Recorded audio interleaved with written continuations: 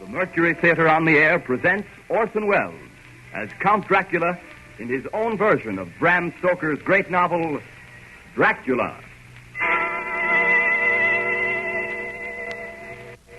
Ladies and gentlemen, my name is Arthur Seward.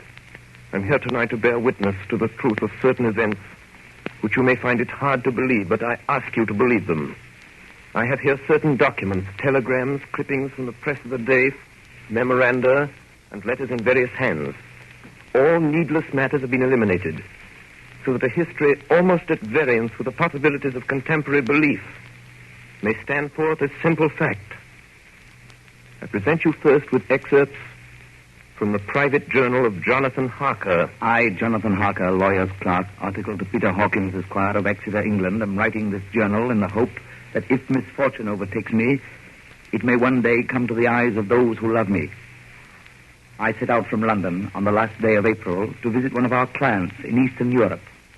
On May the 3rd, I arrived in Budapest and came after nightfall to Klausenburg on the borders of Transylvania. At Bistritz, there was a letter of welcome for me from our client, informing me that his carriage would await me at the Borgo Pass. It was signed Dracula.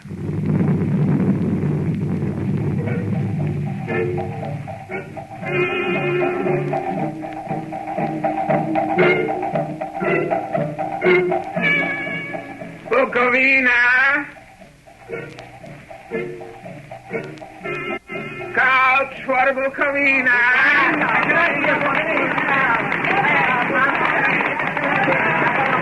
The road was rough, but still we seemed to fly over it with feverish haste. When it grew dark, there seemed to be some excitement among the passengers. They kept speaking to the driver and looking at me and urging him on to greater speed. The crazy coach rocked on its great leather strings. The mountains seemed to come nearer to us on either side. Coachman! Coachman! What is it? Where are we? You're nearing your destination, young hare. This is the Borgo Pass.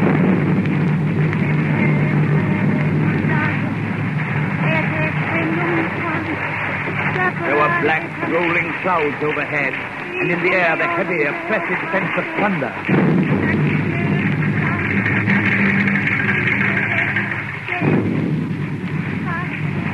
Now, we were through the pass. The young hare is not expected after all.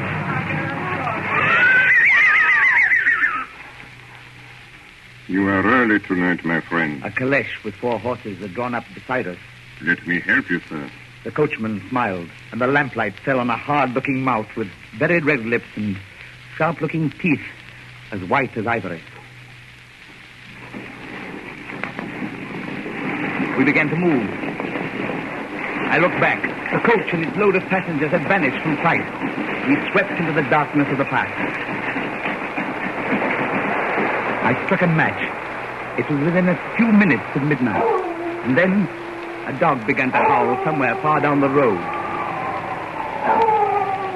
The wind was rising. It moaned and whistled through the rocks, and the branches of the trees clashed together as we swept along. It grew colder and colder still, and fine powdery snow began to fall.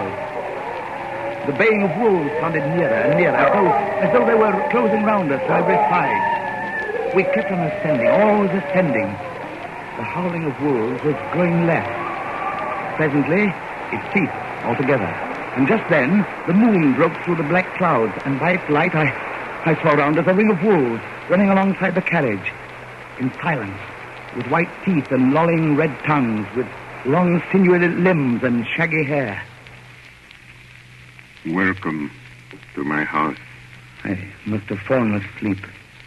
The carriage had pulled up in the courtyard of a vast ruined castle. The coachman was nowhere to be seen. Welcome to my house. Come freely, go safely, and leave something of the happiness you bring. Count Dracula? I am Dracula. His face was strong, very strong, aquiline. The mouth, so far as I could see under the heavy mustache, was fixed and rather cruel-looking, with peculiarly sharp white teeth. You hear them, Mr. Harker. The wolves? The children of the night, as you say, Mr. Harker. The wolves. Listen. Come now. There are many things you must tell me tomorrow. Of England and of the estate there you have purchased for me. Why, yes. The estate is called Carfax, I believe. Yes, that is so. But now I will detain you no longer. You will find your room in readiness. And I advise you not to leave it during the night.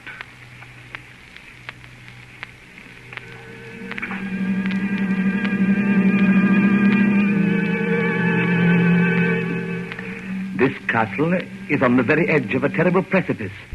A stone falling from the window would fall 1,000 feet without touching anything. I explored. There are doors everywhere, and all of them locked. The door to the great hall, the door to the courtyard, every door in the castle is closed, bolted against me. The castle of Dracula is a prison, and I am a prisoner.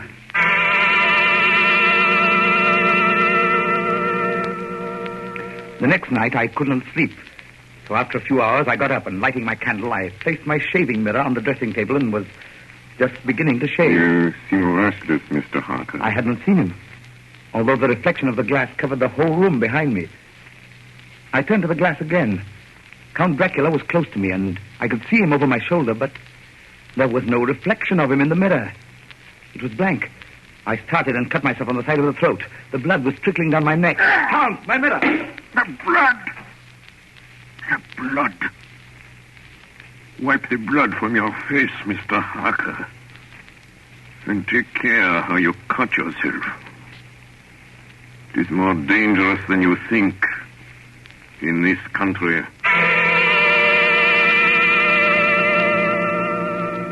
When I awoke, I found most of my things were gone. My passport, my notes, my letter of credit. I could find no trace of them anywhere. And my door is locked from the outside. June 20th. There is work of some kind going on in the castle. Now and then I hear the faraway muffled sound of mattock and spade. And last night, the second of the predated letters which Dracula made me write, the second of that series which is to blot out the very traces of my existence from the earth, went forth.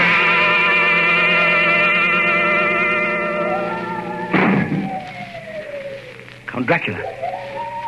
Yes, my young friend. Well, what of me? When am I free? When can I leave this place? Free? Mr. Harker, you're always free. You want to leave? Would you like to leave tonight? Yes, in God's name. My dear young friend, not an hour shall you wait in my house against your will. Come, follow me.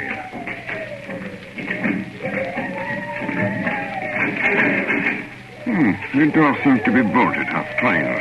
The door is locked. Well, in God's name, open it. As you will, Mr. Harker. You English have a proverb which is very close to my heart. Welcome the coming, speed the parting guest. Good night, Mr. Harker. Shut the door! Shut the door! I said you shut the door! Shut! The door is shut, Mr. Harker. I take it you will remain.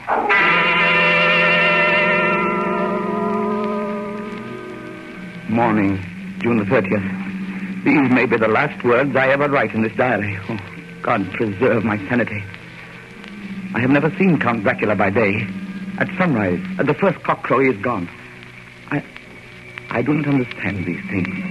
I only know that the wolves obey him, and that he is a man with hair on the palm of his hand, with sharp teeth, and no blood in his face. He casts no shadow.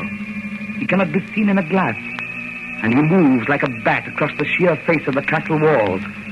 He eats no food, and is mortally afraid of the crucifix. As I write this, I hear in the courtyard the rolling of heavy wheels and the cracking of whips. And there is in the passageway below a sound of heavy boxes being set down. Boxes shaped like coffins. And I know what they hold. Boxes are filled with holy earth from the chapel beneath the castle. It's the last box being nailed down. And now I hear the heavy feet tramping again. The door shut. The chains rattle.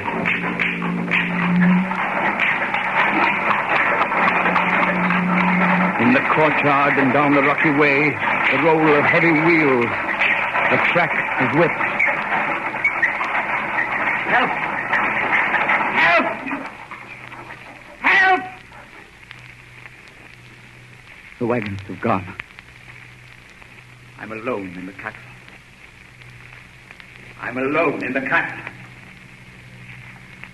I'm alone in the castle. I'm alone. I'm alone. I'm alone. Ladies and gentlemen, this is Dr. Seward. Mr. Harker's journal terminates at this point. I now present in evidence a clipping dated August 8th of that year from the Yorkshire Telegraph from our correspondent in Whitby. One of the greatest and suddenest storms on record was experienced here today. The weather has been somewhat sultry, but Saturday evening was fine. The band was playing. The piers were crowded with holidaymakers. The wind fell away entirely during the evening, and there was a dead calm. There were but few lights at sea. The only sail noticeable was a foreign schooner under full canvas, which was seemingly going westward. A little after midnight came a strange sound from over the sea, and high overhead the air began to carry a strange, faint, hollow booming. Then, without warning, the tempest broke. And there, with all sails set, was the foreign schooner rushing with terrific speed toward the shore. A searchlight was turned on her. And there, lashed to the helm, was a corpse, with drooping head which swayed horribly to and fro at each motion of the ship. A moment later, she crashed. And then a strange thing was seen. At the very instant she touched, a huge dog sprang up on deck from below and, running forward, jumped from the bow onto the sand and, making straight up the east cliff toward the graveyard, vanished into the night. The Coast Guard, going aboard at dawn, found the dead man fastened to a spoke of the wheel. Tightly clutched in one hand was a crucifix. The man must have been dead for quite 2 days. In the pocket of the dead man's coat was found a bottle, carefully corked, containing a roll of paper. This proved to be an addendum to the ship's log. There was found on board only a small amount of cargo, and that of a most unusual nature. Apparently the ship carried nothing but earth, common earth, packed away in wooden boxes, shaped much like coffins.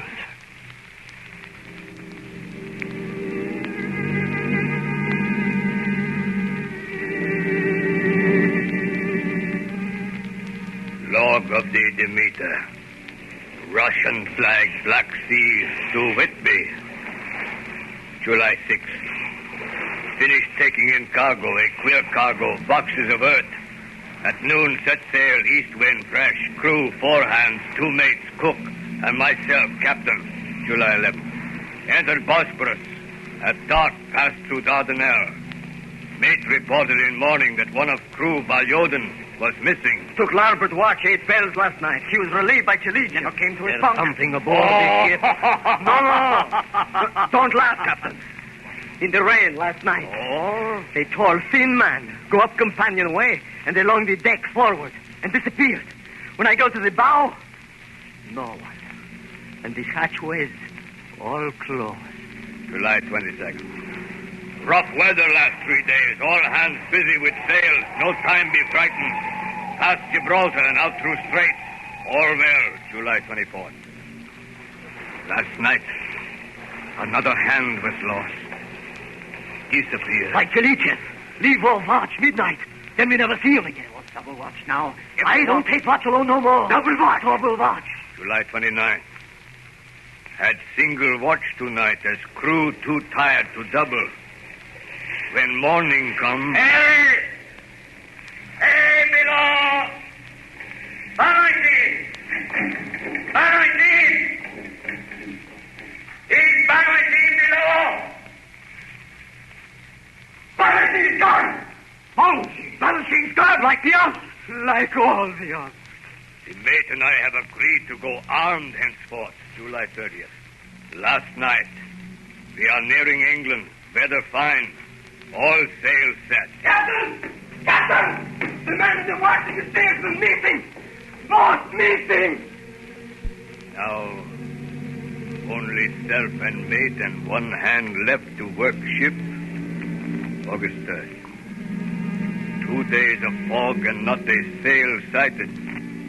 At midnight, I went to relieve the man at wheel, and when I got to it, found no one there. It's here!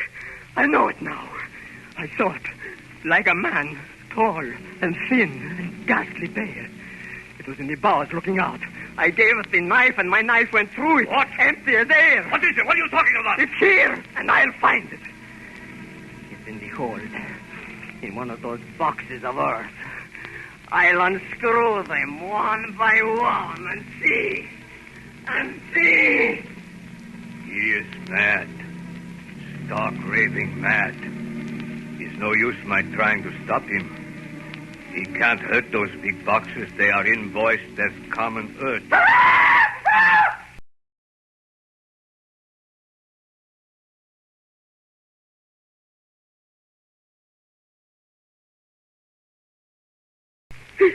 He's there, down in the hold. I know the secret now. The sea will save me from him. That's all that's left. That's all that's left. August 4th. I am all alone on my ship. And still the fog. I dared not go below. I dared not leave the helm. So here all night I stayed. And in the dimness of the night, I saw it. I saw him. God forgive me, but the mate was right to jump overboard. It was better to die like a sailor in the blue water. But I am captain, and I must not leave my ship. I shall tie my hands to the wheel when my strength begins to fail. And along with them I shall tie that which it dare not touch, my crucifix. I am growing weaker, and the night is coming on. God and the Blessed Virgin help a poor ignorant soul trying to do his duty.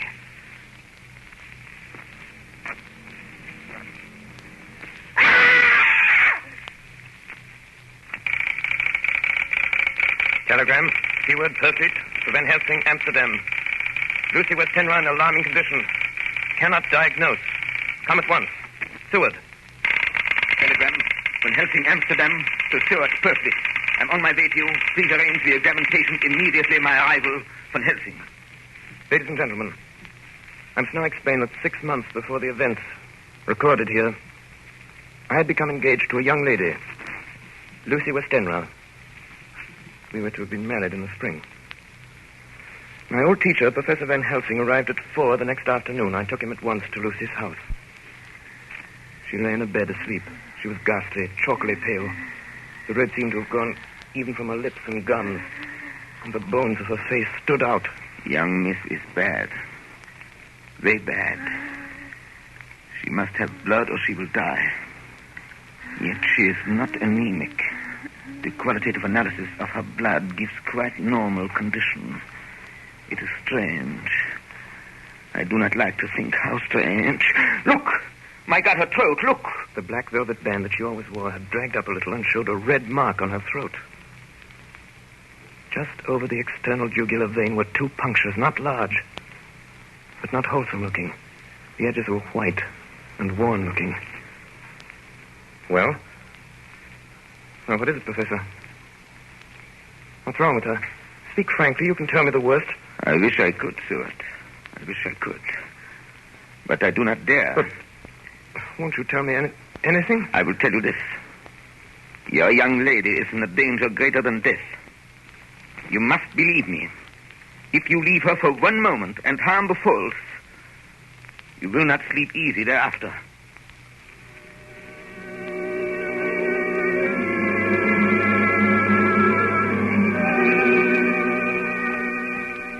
September 8th. I sat up all night with Lucy. Arthur, I'm afraid. My dear, you can sleep tonight. I'm here watching you. Nothing can happen. And I promise if any sign of bad dreams, if I see anything, I'll wake you at once. You will? Will you really? Then I'll sleep.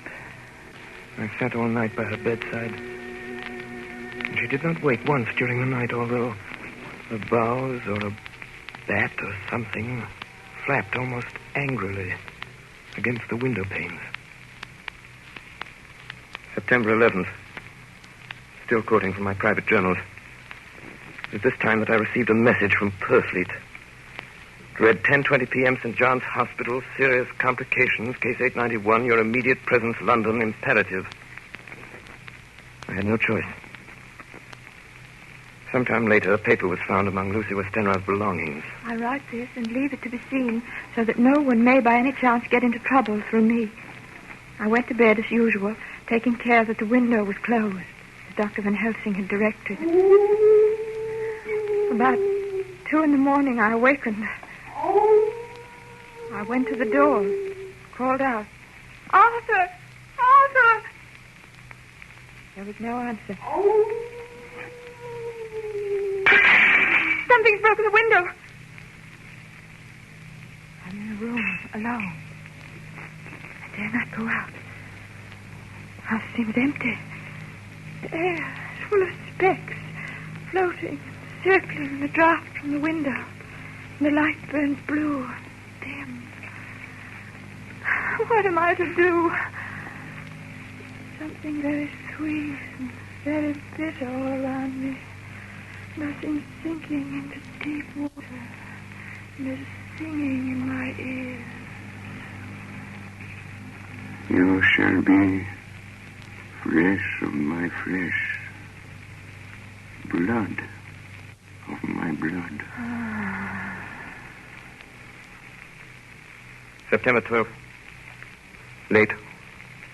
Only resolution and habit can let me make an entry tonight. We found her sprawled on the floor. There was a draft in the room from the broken window. Her throat was bare, showing the 2 wounds, looking horribly white and mangled. We are too late, my friend. We have failed. God's will be done. She is dying. Yes. She's dying. Stay beside her. It will make much difference, mark me, whether she dies conscious or in her sleep.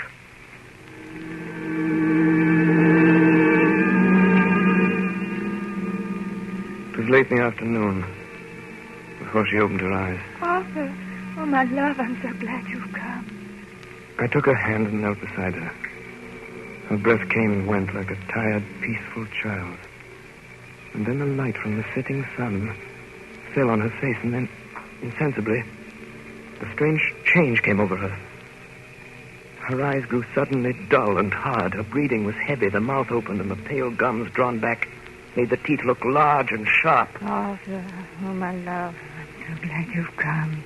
Kiss me. Bend down and kiss me. Not for your life. Not for your living soul and hers. Lucy! She's dead. Poor girl. There's peace for her at last. The end. Not so. It is only the beginning. Wait and see.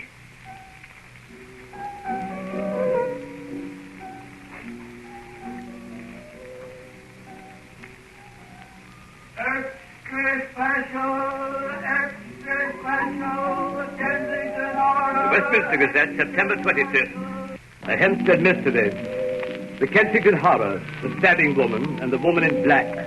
By a series of events that have taken place recently in the neighborhood of Hempstead.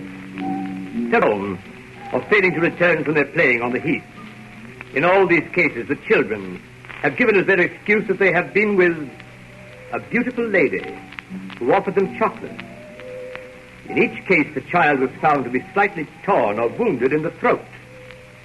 The wound seemed such as might be made by a rat or a small dog.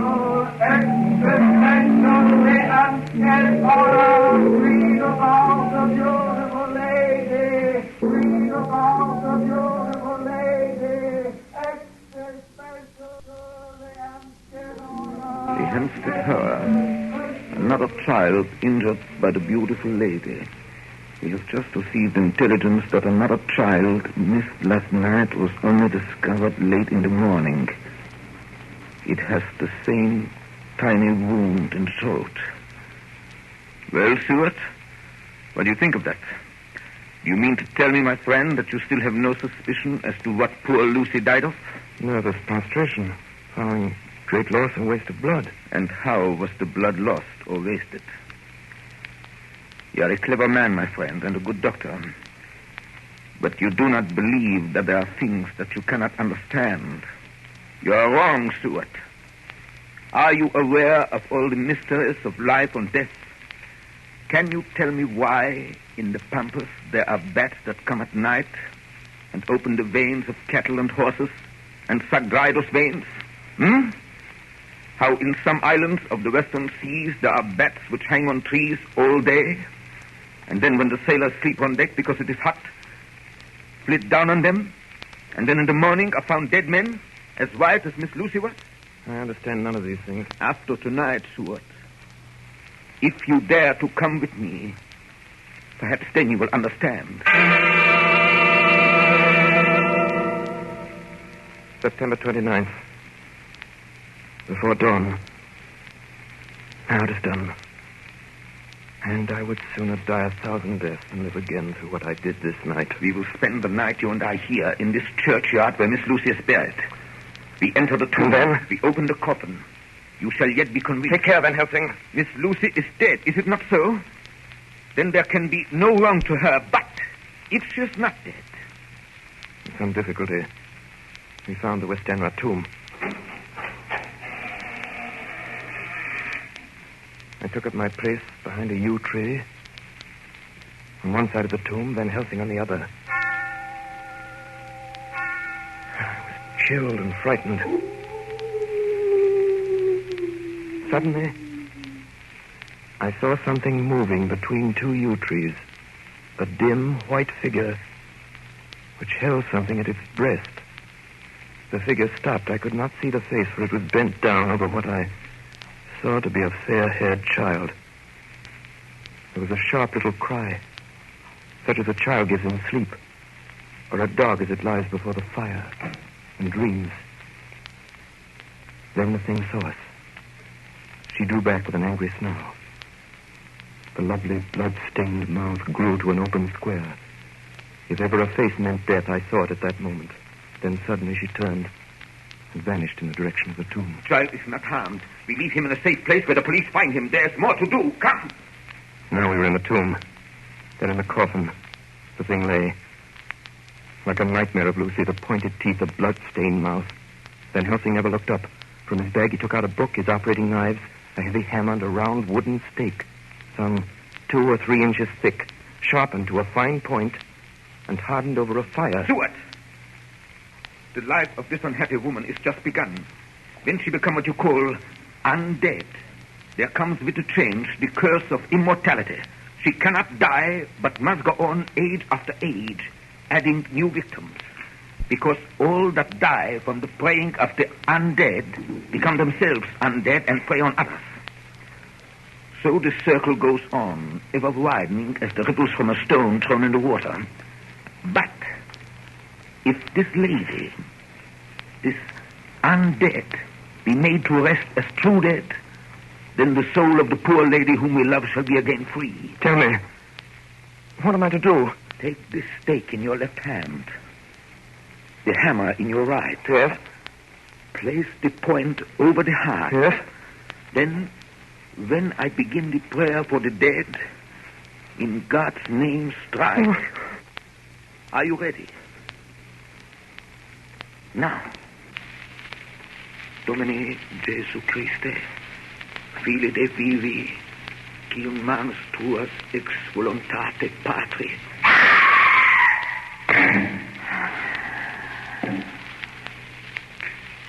On the morning of July 11th, a man was found on the border of Transylvania.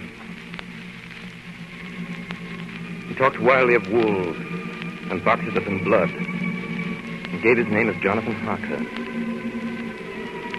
In the hospital at Klausenburg, he improved sufficiently to make possible his removal to England. I'm still quoting from my own personal papers. But though his condition remained so serious, that he was committed for observation to a private ward in my hospital at Purfleet. Here he did so well that in 3 weeks he was completely recovered. It was during this time that his wife, Minna Harker, brought to the attention of Dr. Van Helsing and myself the journal that her husband had kept while a prisoner in the castle of a certain Count Dracula in Transylvania. I have before me the record of a meeting that took place in my study in Purfleet, transcribed by Minna Harker. October 1st. Meeting began soon after 8. Jonathan next to me. Dr. Seward opposite to Van Helsing at the head of the table. My friends, there are such things as vampires. Had I known at first what now I know, one so precious life had been spared to many of us who love her. The vampire which is amongst us is of himself so strong that he can direct Orm, the fog, the thunder. He can command all the meaner things, the moth and bat, the owl and the fox and the wolf. How, then, are we to begin our strife to destroy him? How shall we find his place? And having found it, how can we destroy? My friends, it is a terrible task that we undertake. To fail here is not mere life or death. If we fail, we become as him. As him. What do you say? I answer from my golden crucifix on the table. We took hands, and our solemn pact was made. My friends, we too are not without strength. The vampire flourishes on the blood of the living. Without this, he cannot live. He throws no shadow. He makes no reflection in a mirror. He can transform himself to a wolf, to a bat. He can come on moonlight rays as elemental dust. He can see in the dark. He can do all these things. Yet he is not free. His power ceases at the coming of the day. Then, until night, he must remain in the shape in which he finds himself, and except in his coffin home, in those earth boxes, he cannot rest. When we can confine him in his coffin, then, my friends, if we obey what we know, we will destroy him. At that moment, something flapped wildly against the window. Then... Did you hit it? I don't know. We looked out of the window. Against the black sky, we could see nothing. Data in our possession. From the Count's castle in Transylvania to Whitby came 50 boxes of earth. All of these, to our certain knowledge, were delivered at Carfax. Recently, 12 of these boxes have been removed. First step, ascertain whether all the rest remain in the deserted house next door or whether any more have been removed. We must trace each of these boxes and sterilize the earth with holy water so that he can no longer seek safety in it. And we must hurry. The events of the next few days are described in Jonathan Harker's journal. October 2nd, 5 a.m. Just returned from the empty house. Left Mina here at home. Well, we've done our work at Carfax. The place was filthy. The air stagnant and foul and alive with rats. We counted the boxes. Only 38 of them. And over each one, the professor went through his same mysterious work. It was dawn when we got back. I found Mina asleep. She looks paler than usual. October 2nd. Soon after they left, I fell asleep. I remember hearing the sudden barking of the dogs. And then there was silence. I got up and looked out of the window. There was a thin streak of white mist moving across the grass along the wall of the house. It dawned on me that the air in the room was heavy and dank and cold. The gaslight came only like a tiny red spark through the fog. I could see through my eyelids. The mist grew thicker and thicker. Then, as I looked, the spark divided and seemed to shine on me through the fog like two red eyes. You shall be flesh of my flesh, blood of my blood, blood of my blood.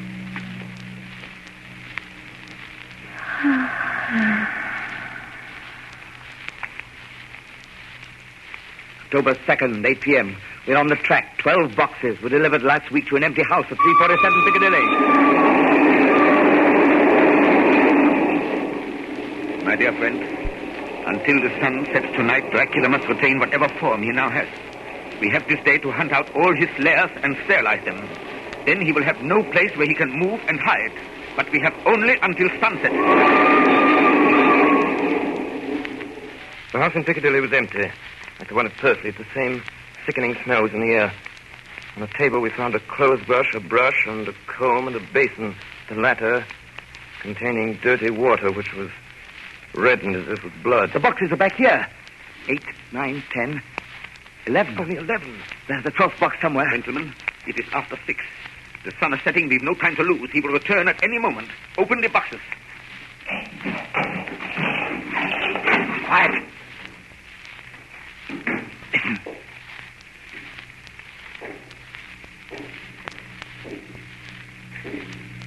Be ready.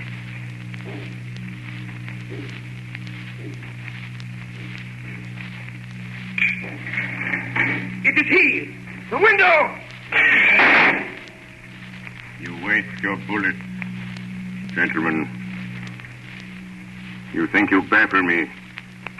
You with your pale faces all in a row like sheep in a butcher's. You think you've left me without a place to rest. But I have more. And time is on my side. The one you love is mine already. I have known her. Already my mark is on her throat. Flesh of my flesh. Blood of my blood. She is with me always. Over land or sea. October 4th morning. Another meeting in the study of Turkey. We must find that last remaining box, gentlemen. We must find it. As long as that earth exists impure, as long as there remains one place of refuge for Dracula, there is no safety and no peace for any soul in England. And for the undead, never peace so long as he lives. Blood of my blood. Blood of my blood. Mina! How do you know that? Quiet. With me always. Over land and sea. Mina, darling, how did you know that Dracula said those... I don't know. The word just came. Strange. There are times when somehow I feel that I'm with him. At sunset? Yes. Just at sunset. And again at sunrise. Dr. Van Helsing, if I could... If at that time you... Have you the courage? Courage for what? What do you mean? Dr. Van Helsing here will question her. I will question her, yes. In a state of hypnosis. The one you love is already mine, he said. She is with me always, over land or sea. Ah, Count Dracula. Perhaps she will betray you if she is really with you, this one we love. Who knows? If she is really with you over land or sea. Blood of my blood. Mina. Yes? Answer me, Mina. Are you with him? Yes, I am with him. Where are you? I do not know. It is all dark. What do you hear? The lapping of water. I can hear it on the outside. Then you are on a ship. Yes. What else do you hear? There is the creaking of an anchor What are you chain. doing? Still. Oh, so still. It is like death. It's like death. Here is a report from Matson Peabody, shipbrokers. Dated October 5th, according to Lloyd's list, the only sailing ship that left for the Black Sea yesterday was the Tsarina Katrina, bound for Varna. Some hours before she sailed, a man came alongside, all in black, driving a cart with a great box in it. This he lifted down single-handed and carried below. No one remembers having seen him after that, as heavy mist came up over Doolittle Dock until sailing time. The rest of London Harbour remained completely clear. Our plans are made. The average sailing time from London to the Black Sea is 3 weeks. We can travel overland to the same place in 3 days. We shall be there waiting for him when he arrives. October 15th, arrive Varna about 5 o'clock. Mina seems stronger. Every morning before sunrise and just before sunset, she speaks to Van Helsing in a trance. Are you with him, Mina? Tell me, are you with him? I am with him. What can you see? Nothing. All is dark. What can you hear? I can hear the waves lapping against the ship and the water rushing by. The wind is high. I can hear it in the shrouds and the bow throws back the foam. So, the Tsarina Katrina is still at sea, hastening on her way to Varna. The Count cannot cross warning water, so he cannot leave the ship without being observed. What do you hear, Mina? Lapping waves and rushing water. Darkness. Darkness and wind. A whole week of waiting. Daily telegrams from Lloyd. Not yet reported. Not yet reported. Rushing water and creaking masts. Darkness. Darkness and wind. October 24th. Telegram. Lloyd, London to Harker. Tsarina Katrina reported this morning. From Dardanelles. Lloyd, London to Harker, October 28th. Tsarina Katrina in heavy fog reported entering Galatz Harbor at 1 o'clock today. Galatz! Galatz is 38 hours from here, and the first train for Galatz leaves at 6:30 tomorrow morning. My friends, we have lost.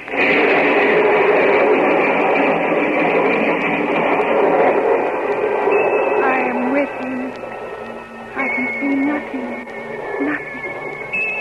I can hear men's voices calling and the roll and creak of oars in the water.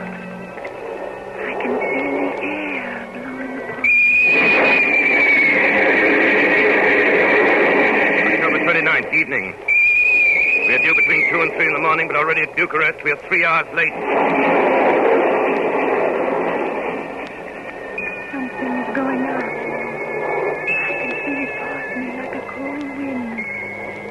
I can hear far off confused sounds. Men talking in strange tongues. Tears falling water and the howling of wolves. There is another sound. A queer sound. Light. Like what? Speak, Mina. Speak, I command you. I command you to speak.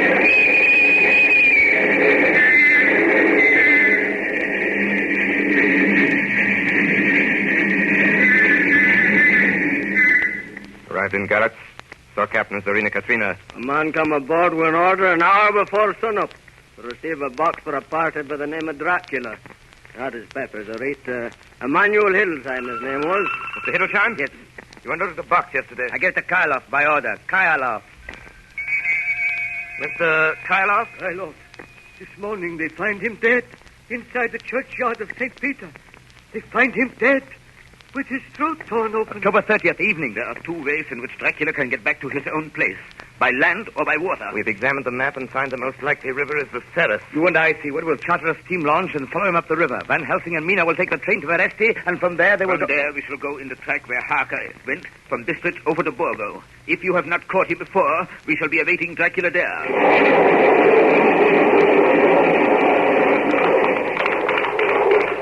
October 31st. We arrived at Veresti at noon, Van Helsing and I. Bought a carriage here and start in an hour. Our enemy is still on the river. October 31st. We can run at good speed up the river at night. There's plenty of water and the banks are wide apart. November 1st, evening. No news all day. We hear that a big boat went up the river before us, going at more than usual speed.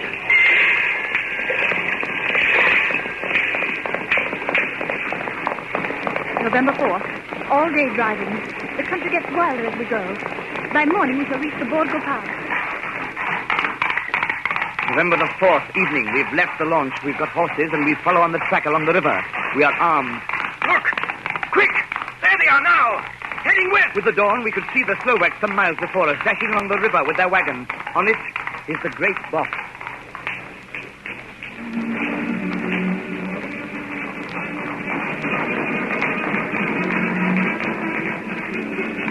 Late in the afternoon, we reached the fast. Then help me.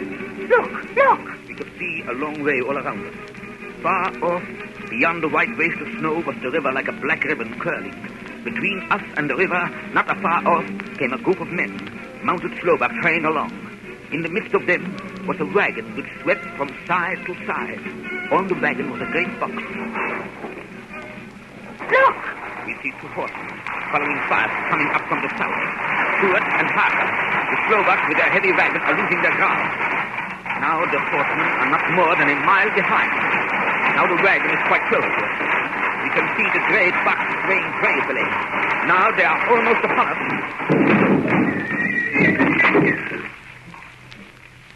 Now has happened a strange thing. The wagon smashed into a great rock bed in the snow, lost its front wheels, and turned over on its side, jammed against the stone. The horses tore loose from their traces and bolted, and the Slovaks scatter and vanish after them.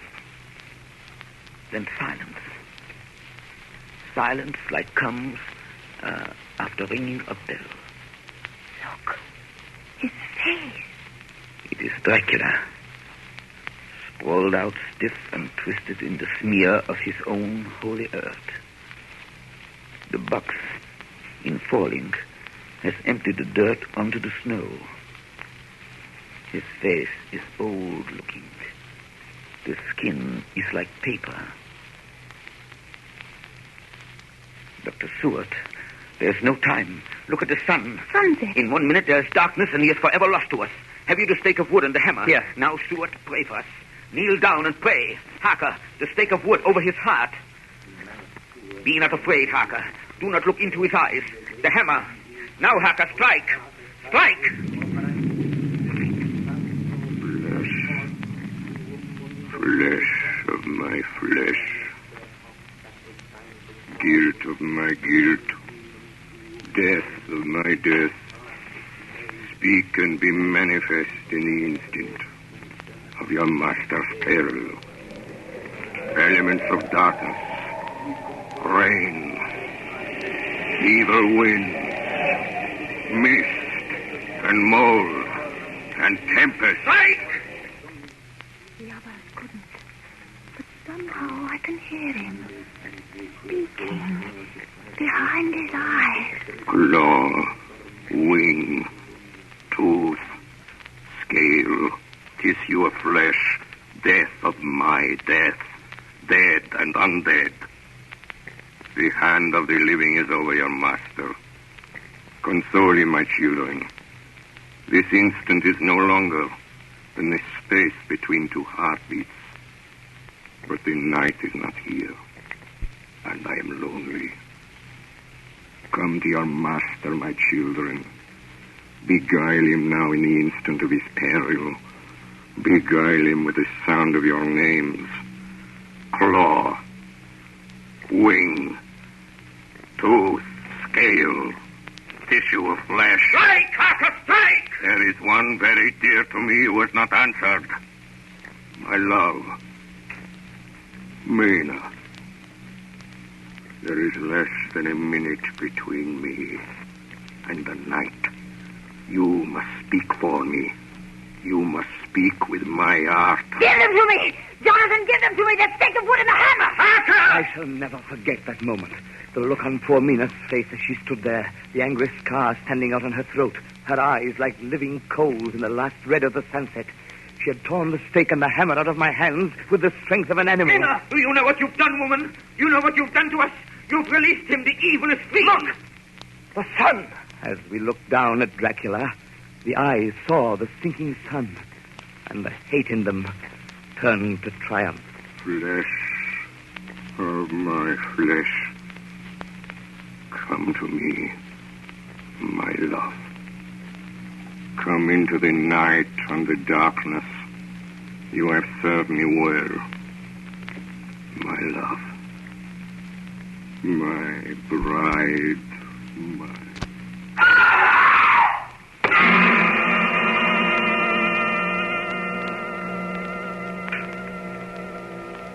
Ladies and gentlemen, all the evidence in this case is now before you. I've added nothing. And to the best of my knowledge, I've omitted nothing that might help to throw light on the extraordinary events of the year 1891, which culminated on that terrible evening in the Borgo Pass. There remains only this one last report. When Mina Harker seized the stake and hammer from her husband, I believe she was under some form of hypnosis. She herself remembers nothing. But whatever influence was at work on her, she must, at the last moment, have rejected it. For at the exact instant the sun disappeared, it was Mina Harker who drove the stake through the heart of the thing that called itself Dracula. At that same instant, even as we looked, the wound on the side of her throat was no more. As for Dracula, before the scream of the creature had died from our ears, the whole body crumbled into dust and passed from our sight. In that final moment of dissolution, there was in the face a look of peace, such as I never could have imagined might have rested there.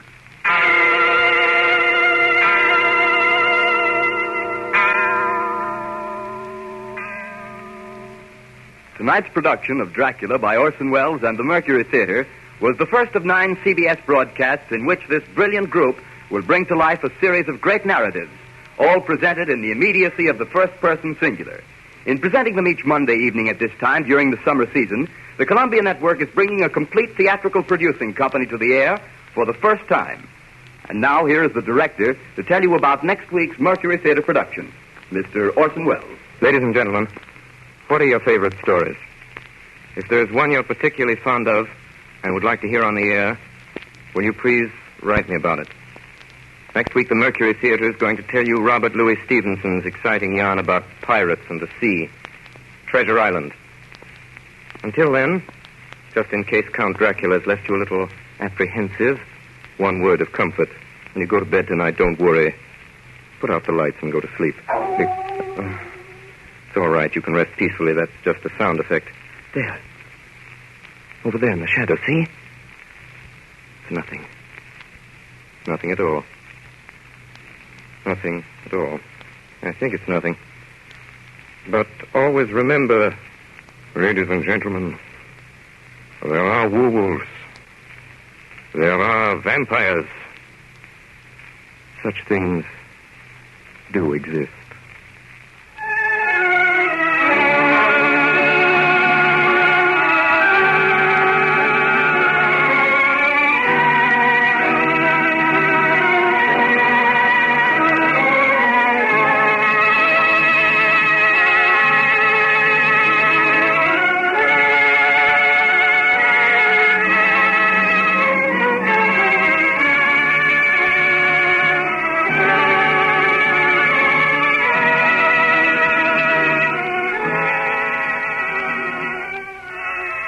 This is the Columbia Broadcasting System.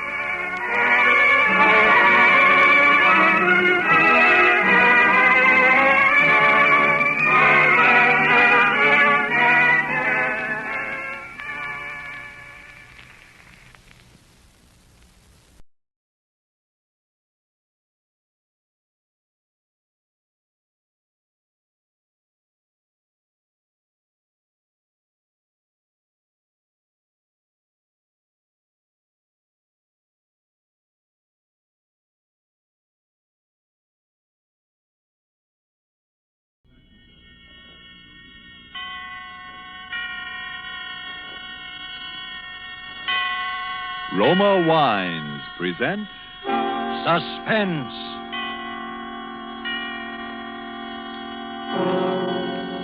Roma Wines, made in California for enjoyment throughout the world. Salud. Your health, senor. Roma Wines toast the world. The wine for your table is Roma Wine, made in California for enjoyment throughout the world. This is the Man in Black, here to introduce this weekly half hour of Suspense. Tonight from Hollywood, we bring you Mr. Orson Welles. Mr. Welles will appear as star of the suspense drama called The Dark Tower, from the play by George S. Kaufman and the late Alexander Woollcott. But before we raise the curtain on this evening's tale of suspense, here is a message from your host, the Roma Wine Company of Fresno, California. Let us picture a scene in the fashionable restaurant El Patio in Havana, Cuba. From the next table, we hear a Cuban judge of fine wines describe in glowing terms the wonderful climate and soil of our own California.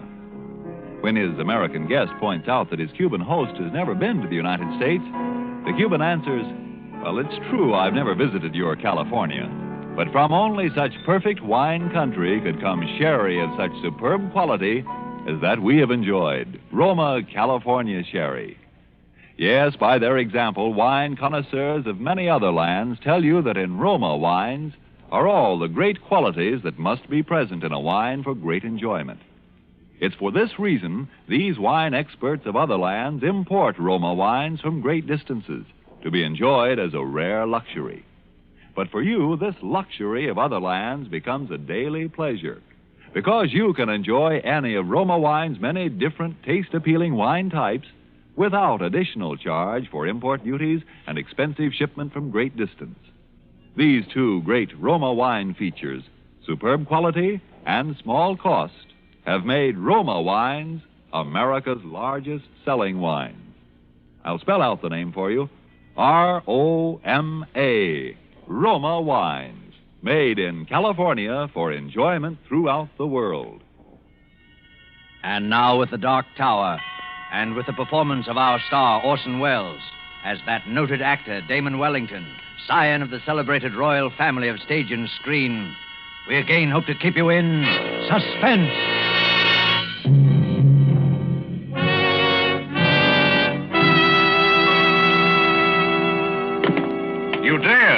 You dare call me a ham. Varlet, I will prove to the world there are no brains within that thick Teutonic skull. I'll cleave it open like an overripe melon. Who thus profanes the rehearsal of my lines? Enter, if thou art man of woman born. I fear thee not. Hello, Damon. Van Weston, you old son of a gun. I heard you were back from the coast. What news in the Rialto from that cesspool of the arts known as Hollywood? Have they turned my picture to the wall at the Brown Derby yet? No, it's still there. I despise myself for wanting to know, of course. It's marvelous to have you back, Ben, old boy. Seen Jessica yet?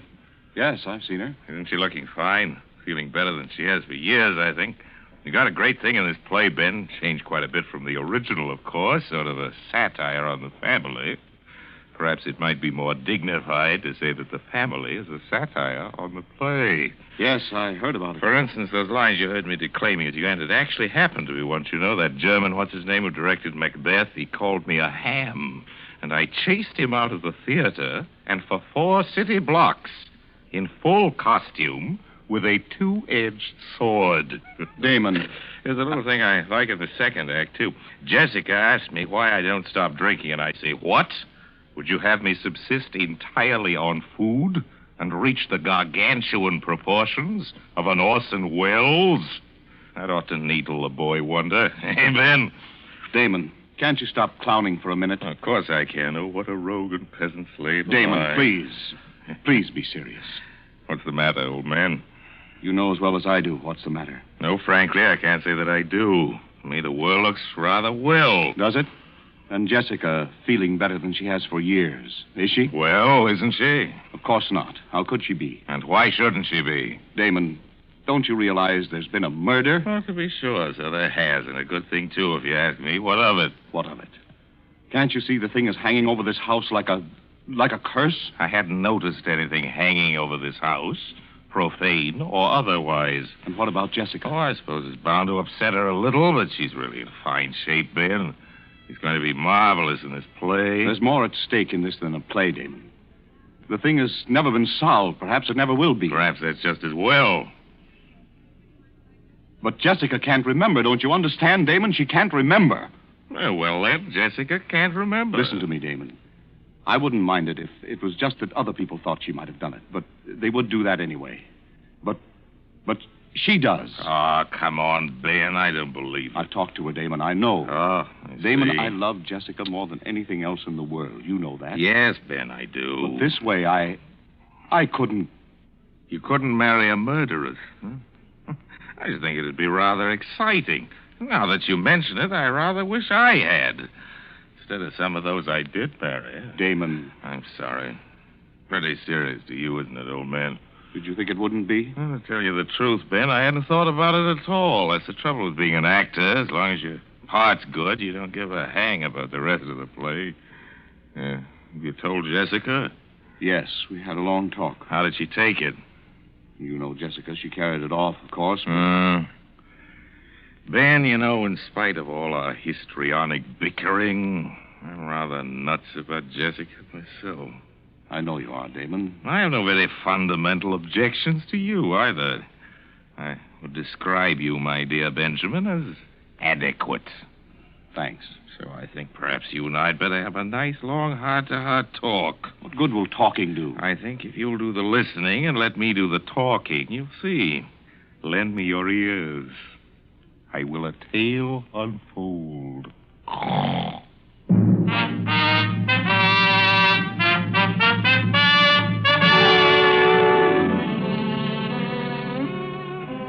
Well, Jessica, as you know, had been in a sanitarium for nearly a year. She hadn't been on the stage in more than 2 years. The Dark Tower was to be her first attempt to work again. All that time. I know it isn't the greatest play in the world, but it has a surefire box office appeal. Jessica needed that to get her confidence back. Well, we were just polishing up a few last-minute changes here at the house. David Torrance, the producer, you know, he was there with us. And, of course, there are the usual little differences. And another thing, Damon. When you kick me in the middle of the second act... Where? You know perfectly well where. Is it absolutely essential that you boot me halfway across the stage? What do you want me to do, pull my punches? That's one of the high spots in the show. It may be a high spot to you, darling, but it's just a black and blue spot to me. Very well. Henceforth, I shall appear for the second act on crutches. You know, Uncle David, that's not a bad idea. Oh, now, Damon, let's be serious. There's a lot of work to do. I'm quite serious. I could throw him at her. You might try throwing me a cue once in a while. The use of having a play if you just make up the lines as you go along. The critics thought my ad-libbing very witty, remember, dear?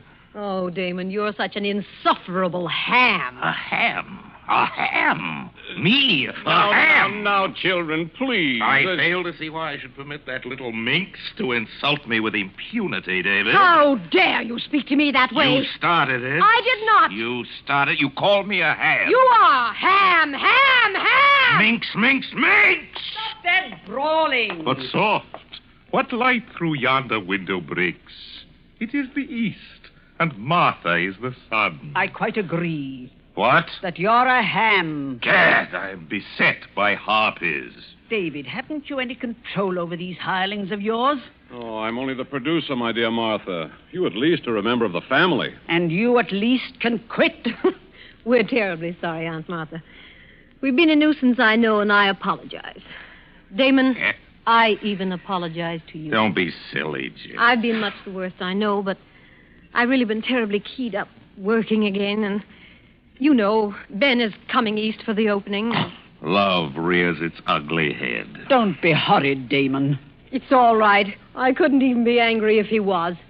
Anyway, I'll have a husband to protect me by this time next week. I can lick him with one hand tied behind me. Damon, seriously. I know I owe you an awful lot. Me? I hadn't actually realized how far I'd gone. These last 6 months have been like coming alive again. The play and Ben. Thanks, Damon. Good Lord. Now I think I'll dress for dinner. Let's all go out to the... I'll get it. Aunt Martha, where would you like to go? To a rest home. Hello? Who? No. No, he's not here. He's not here, I tell you. He's dead.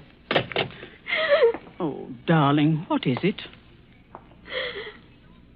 It was for Stanley. For Stanley? Yeah. Never mind, darling, it's all right.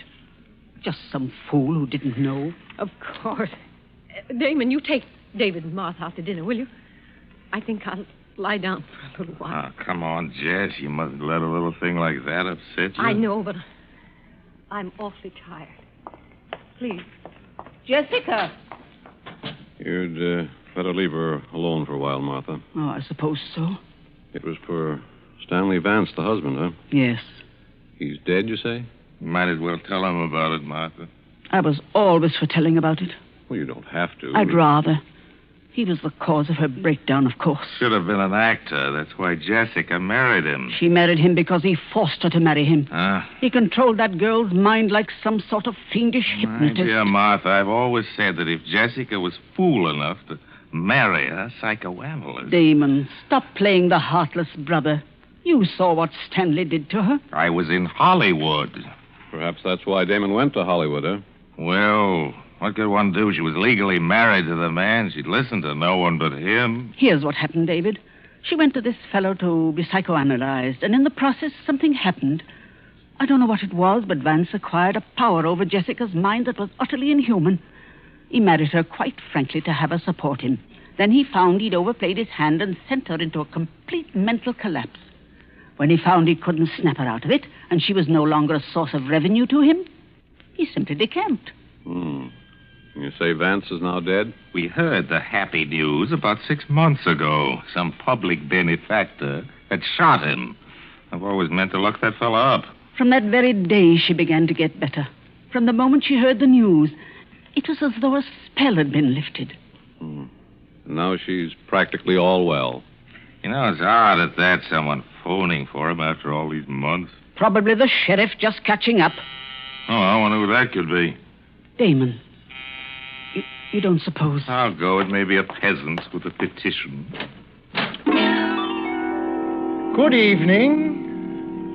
My dear Martha, you are positively psychic. The Honorable Stanley Vance. Thank you. I trust the shock will not be too great. One knoweth not the place, nor the hour when the bridegroom cometh, does one? My luggage will be here shortly. Listen to me, Stanley Vance. Good evening, Martha. I regret to arrive so unceremoniously. I have been ill. So we have been told. We have been assured, however, that your illness was fatal. Damon, I thought Stanley. Jessica. My poor, poor darling. Stanley. Oh, but you're ill, my dear, aren't you? You're ill. You should be resting. You're tired and exhausted, aren't you? Terribly, terribly tired. Yes. I am tired. Oh, great. Terribly tired. I'll take you up to your room, darling. I take it we still have the same room, Martha. Listen to me, Stanley Vance. The poor girl, you can see how weak she is. If you think you're going to stay under this roof for a single minute, get out! Very well. Get out! Very well, if you insist on being inhospitable, Martha. You'll pack your things, Jessica. We'll go to an hotel. Yes. Yes, Stanley. Jessica. But I'm so tired. Will you help me, Stanley? Of course I will, my dear. Come along. Stanley. Yes, Martha? All right, Stanley. You win. You're asking us to avail ourselves of your hospitality, Martha. Yes. You can stay. That's very sweet of you, Martha. Isn't it, darling? Yes. Yes, Stanley. But somehow, someday, there'll be a time of reckoning for you, Stanley Vance. And until it comes, keep out of my sight. The pleasure will be all mine. Come, darling. We'll go to our room now. Yes, Stanley. Damon. Yes, my aged auntie. Damon, what are we going to do? I don't know what you're going to do, Ducky. But I'm going down to the Lambs Club and have a quadruple scotch and soda.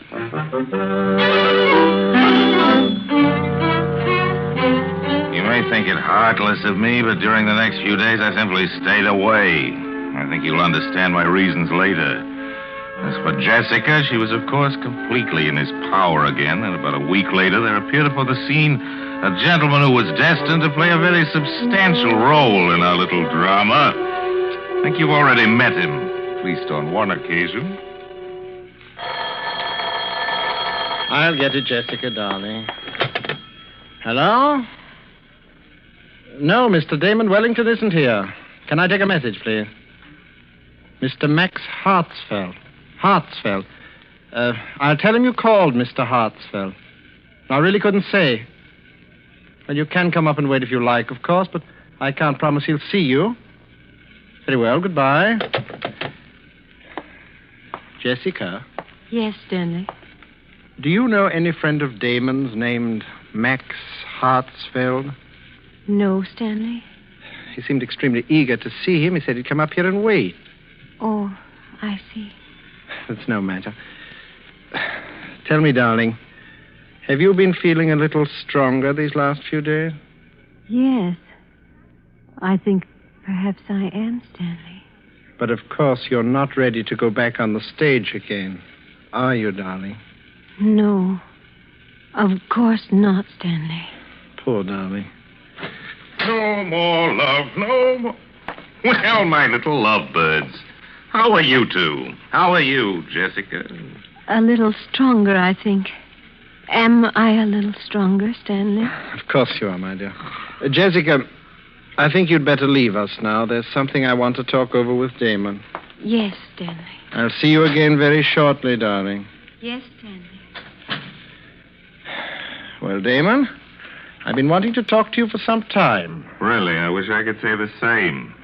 I suppose you realize, Damon, that it's out of the question for Jessica to go on in the play in her present condition. Kind of the point, will you, Vance? I have a pressing engagement with a pin-up girl, and I have got to change into my zoot suit.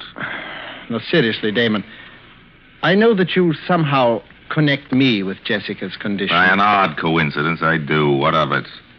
I know it would make you and everyone very happy if Jessica could go on in the play. Aha, the light at last illuminates my addled wits, so it's a shakedown. A shakedown, is it, Stanley? My dear Damon, I really don't know what you're talking about. Look here, my larcenous in-law. I've been shaken down by experts on every conceivable count, including the man act in my time, and I can smell them a mile away. What you propose is that for certain financial considerations, you will leave this happy home, Jessica will recover, and she can go on in the play. The answer is no. There won't be any play without her, Damon. Are you suggesting that my name is not sufficient to draw the suckers? I can get a dozen people to play Jessica's part. Margaret O'Brien, Marjorie Main, Daisy, Agnes Moorehead. Makes no difference to me. Anybody at all. Don't try to bluff me, Damon. After all this build-up, you won't dare go on without Jessica. You little know me, Stinky. You may consider your little farce as having closed on opening night. As for Jessica, I'm very much afraid that she's made her bed, and now she'll have to lie in it. There's no cure for her short of murder with yourself as a victim, and I do not propose to put my neck in the hangman's noose. Good night. I think you'll see things my way a little later, Damon. By the way, did I have any calls? Oh, yes. Max Hartsfeld called. Said he was coming up here to wait for you. Good heavens, when? He's on his way now, I imagine. Look, tell him I'm out. Will you? Going to Hollywood or something. Fella's been pestering me all week. Wants to buy into the show, and I simply don't want to see him. Oh, he wants to buy into the show. Yes, he does not share your lamentable lack of faith in my talent, Stanley, and he's dying to buy into the show. Does he know Jessica won't be able to appear? Of course he does, you idiot. Everybody does. Don't you read the trade papers? And now good night, repulsive. I have other fish to fry.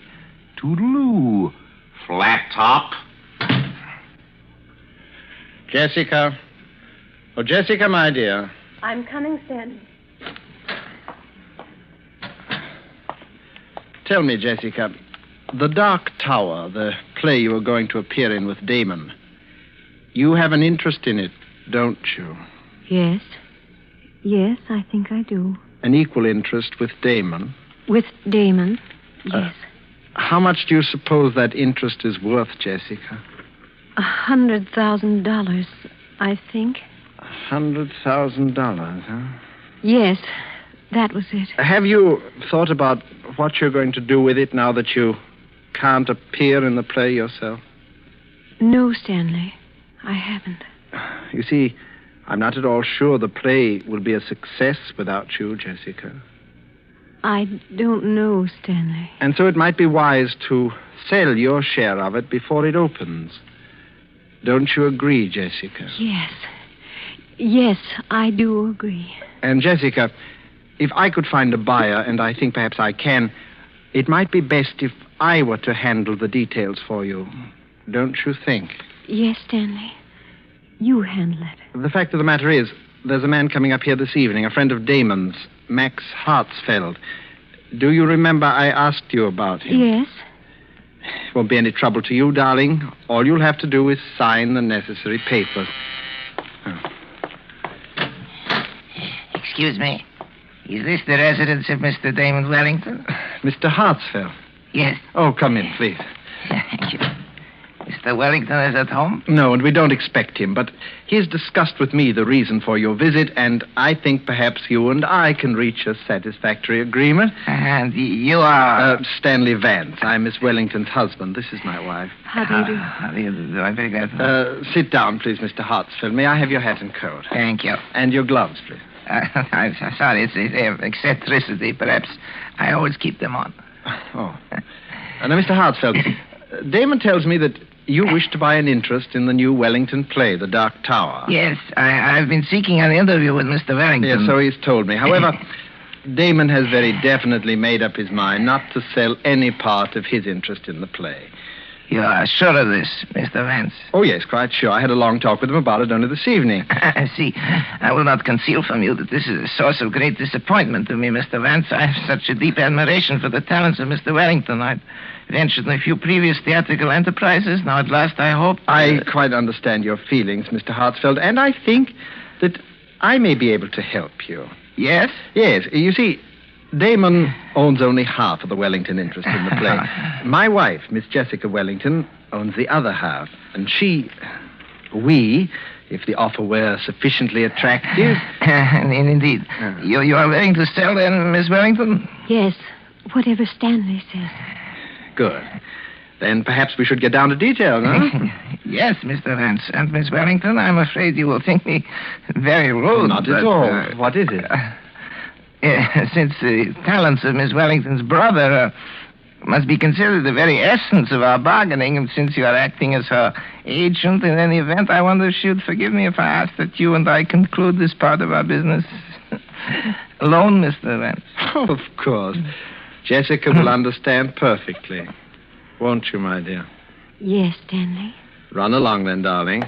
I'll call you when we need you. Yes, Stanley. Now, Mr. Vance, I imagine you will wish to know a little more about the man with whom you are dealing. Here's my card. I'm staying at the Waldorf. I've written the room number on the card for you. Oh, there's no need, really. Yes. But before we discuss terms, there is one other thing. Yeah? I wonder... You do not know me, do you, Mr. Vance? Know you? You do not know why I've been looking forward with such pleasure to an interview with you? Alone. I know, It's very simple. It's very simple, really, Mr. Vance. It's just that I'm going to kill you. To kill me? Really, Mr. Hartsfeld? With these two hands. And before you die, I want you to know the reason. Jessica. No.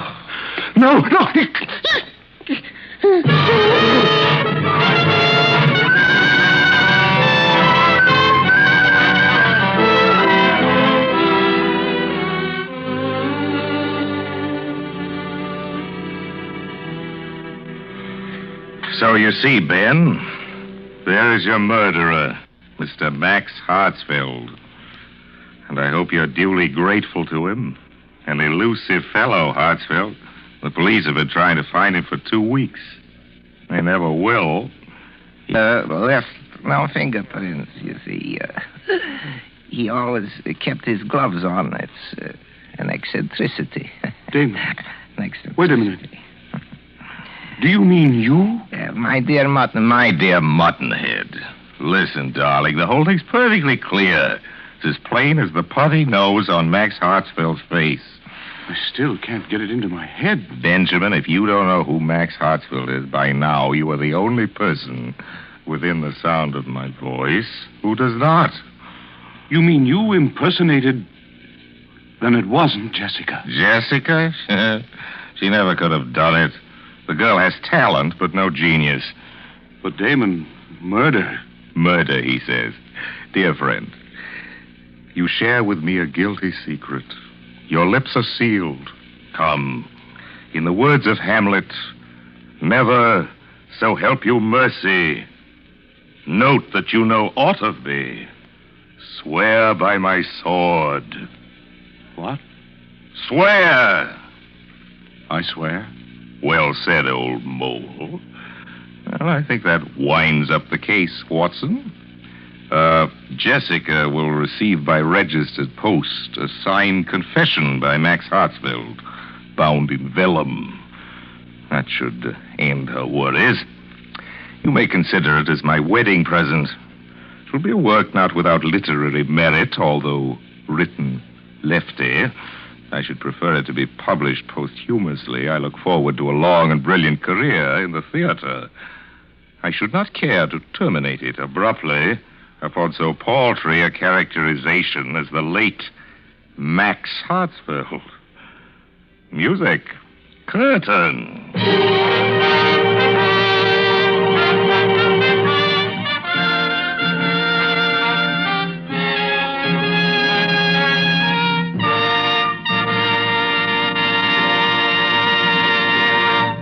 And so closes The Dark Tower by Alexander Woolcott and George S. Kaufman, and starring Orson Welles, tonight's tale of Suspense. Suspense is produced and directed by William Spear. If we could bring to this microphone a man typical of all Roma wine dealers, this is what he might tell you. I sell a lot of the good Roma wines. They are, you know, America's largest selling wines.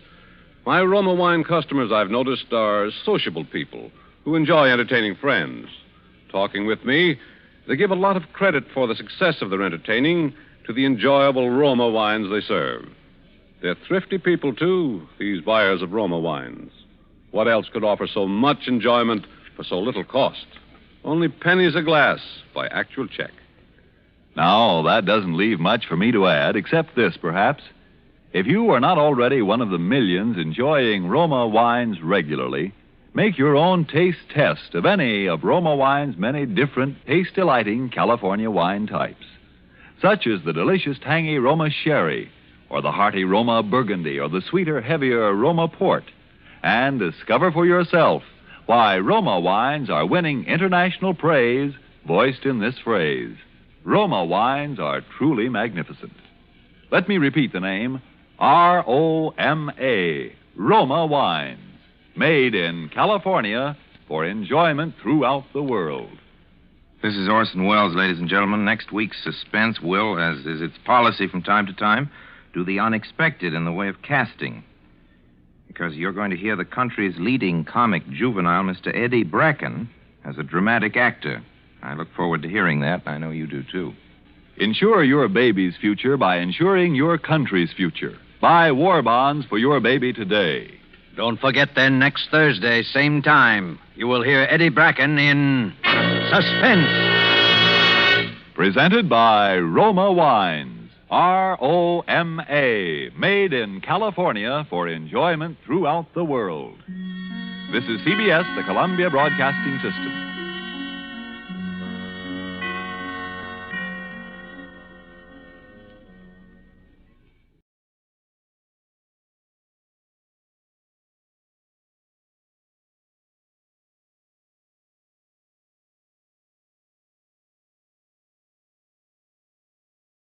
Tired of the everyday routine? Ever dream of a life of romantic adventure? Want to get away from it all? We offer you Escape. Escape, designed to free you from the four walls of today for a half hour of high adventure. Tonight, we escape to a lonely lighthouse off the steaming jungle coast of French Guiana, and a nightmare world of terror and violence, as we bring you again, in response to hundreds of requests, Three Skeleton Key, starring Vincent Price.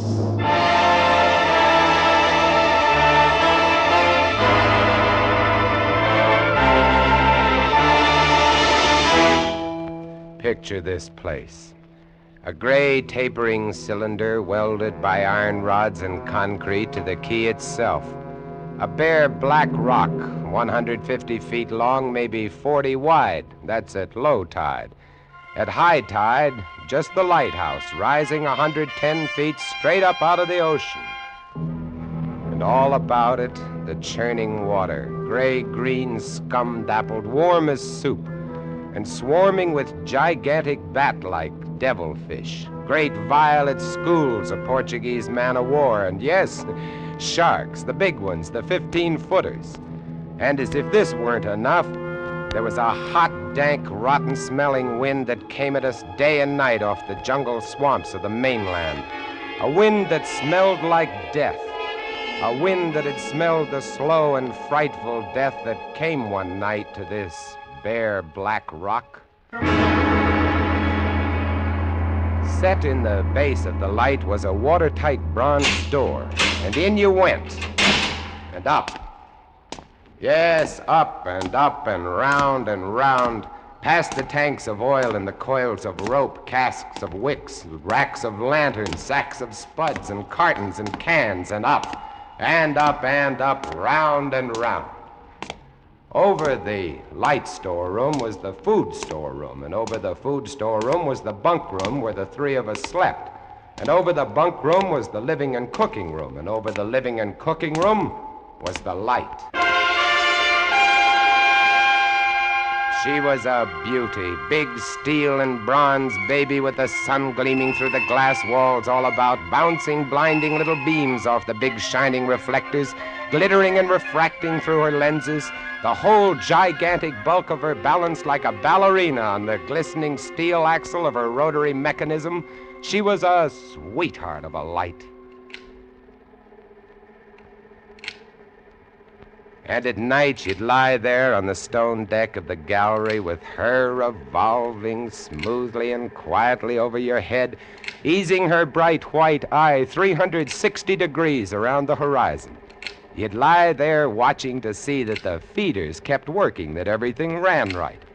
And it wouldn't be bad, the other two fellows snoring in their sacks 2 levels down. You'd smoke your pipe to kill the stink of the wind, and it wouldn't be bad.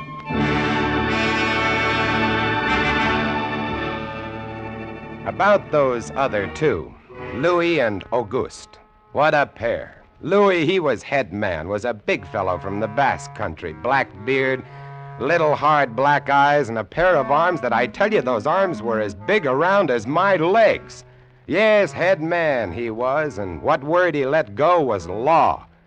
A silent fellow, and although I spent my first 2 weeks trying to strike up a real conversation, the most I could ever get out of him was... Jean, I took up this profession because I don't like people. They want to talk too much. It's quiet work, light tending. Let's keep it that way. You're getting to be as bad as Auguste. I thought maybe for once they'd send me somebody who That could keep was his Louis. mouth shut. And when he accused me of becoming like Auguste, I quieted down, because Auguste was the talkingest man I'd ever met. The talkingest and the ugliest. He was hunchbacked, stood 4 feet high, had red hair and big blue eyes. It seems he'd been an actor in Paris. Yes, indeed. Played in over 200 different productions, dear boy, at the Grand Guignol. Oh, but it was monstrous horrible, the way we used to scare the audiences. I was hated. Yes, they used to throw things and hiss and bare their teeth at me. Finally, it got too bad. I couldn't stand it any longer. I gave up the theater. My nerves, you understand. Yes, gave it up completely. I really did. Couldn't stand it any longer.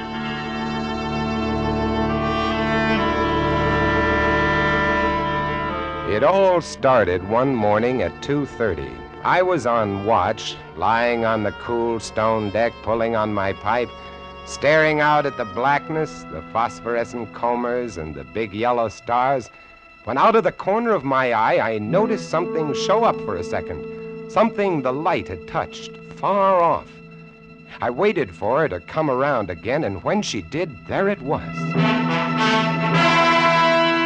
A 3-master, a big one, about a half-mile off and coming down out of the north-northwest, coming straight for us. You must understand, our light was where it was for a very good reason. Dangerous submerged reefs surrounded us, and ships kept clear.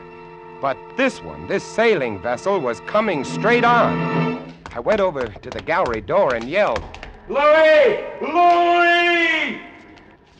Couldn't understand it. I waited for the light to come around again. What is it? Ship headed for the reefs. Coming right up. I had the glasses out now. I couldn't read her name, but I could see her quite plainly. All sails set, the foam creaming away under her bow, her beautiful lines. A Dutch ship, I guessed her. But why didn't she turn? Every time it passed, our light hit her with the glare of day. Ship? Where? Northwest. The light will touch her in a moment. Can't they see? Look at her. She just keeps coming on. Yeah, the squarehead. What is it? What is it? Watch northwest. I know what it is. Huh? What? The Dutchman, the Flying Dutchman. We did a play about her once. Oh, what a performance. You ghastly galleon, hag-ridden, curse-driven, must on. Shut up, will you? She's luffing. Yes. Sloppy way to come about. She's derelict, that's it. Derelict? Abandoned. The crew left her for some reason or other. But instead of sinking, she's gone on, running before every wind. She'll not run long. Not with these reefs to break her up. A beautiful ship. Now, why would men leave a beautiful ship like that? She didn't ram us, although we all expected it. But as we waited for the crash, she luffed again, caught some odd gust, and went about. We watched her the rest of those black hours, heeling and rocking, pushed and pulled by every stray wind, every freak current. Watched her until the dawn came, till the sea turned from black to a pearly gray. And on she came again, heading for us. We all had our glasses trained on her now. August, you can kill the light. Right, Chief? She doesn't look so good by daylight. Think she'll ground this time? What? I say, do you think she'll ground this time? Huh? This is impossible. Absolutely impossible. What? Here, take my glasses. They're better than yours. All right. What is it you're... I had to focus, and then my breath froze in my throat. The decks were swarming with a dark brown carpet that looked like a gigantic fungus, but undulating. And on the masts and yards, the guys and all were hundreds, no thousands, I don't know, an endless number of enormous rats. See them? Yes, I see them. Now we know why she's derelict. Yes, now we know. What are you two doing? Here, give me a look. Yes, give him the glasses. Take a good look, chatterbox. Give you something to talk about. She's still heading for us. Yes. She's going to turn. She'd better turn soon. Suppose she doesn't. You mean suppose she piles up on the quay? It's low tide. Yes. Yes, it is. Where's all the conversation, August, huh? Here, want the glasses again? Want another look? No. She's still coming on. Go away! Go away! Turn, will you? Turn, I say, I pray you, turn! She's cracking up. The rats. Look, on the water. Like a carpet. They're swimming. Sure, they're swimming. Those are ship's rats.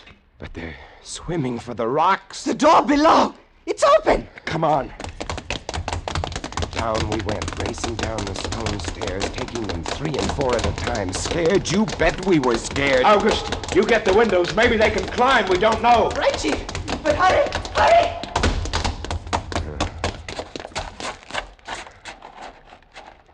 Look. See them? No. Oh, yes, I do. Up at the other end of the rock. Look at them. Millions. They smell us. Here they come. Close the door. Can't it stop? Here.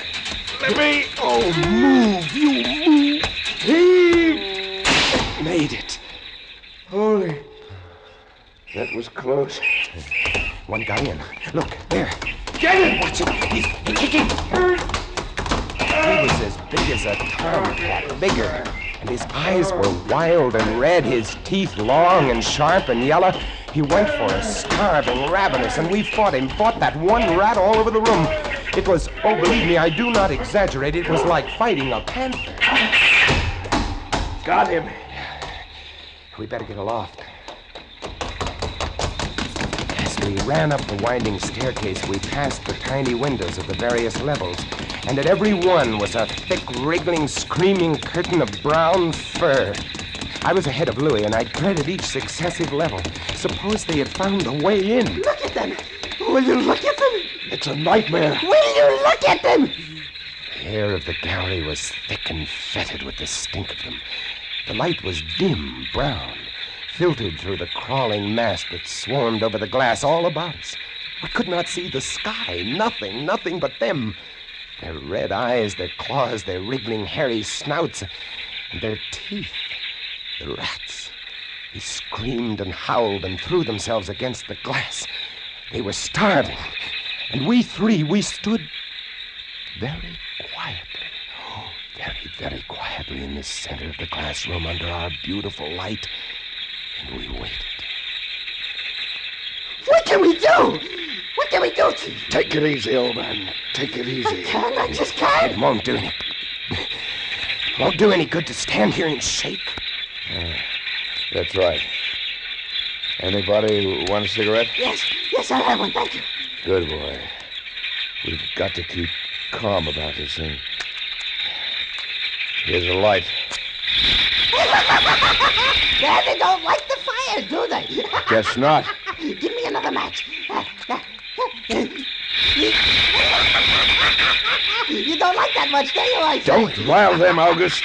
Give me some more matches. I'll strike them and strike them and strike them until they get scared and go away. They won't go away. Not until... Finish it, Chief. Not until what? Not until they've been fed.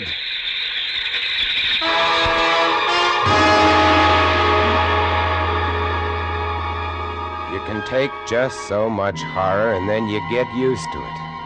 And they were interesting to watch, you know. They couldn't understand the glass. They could see us and they could rush at us, but that thin, invisible barrier held them off, stopped them. From time to time, we caught a glimpse of the rocks below. More rats down there, swarming brown velvet in the bright tropical sunlight. And then the tide began to rise.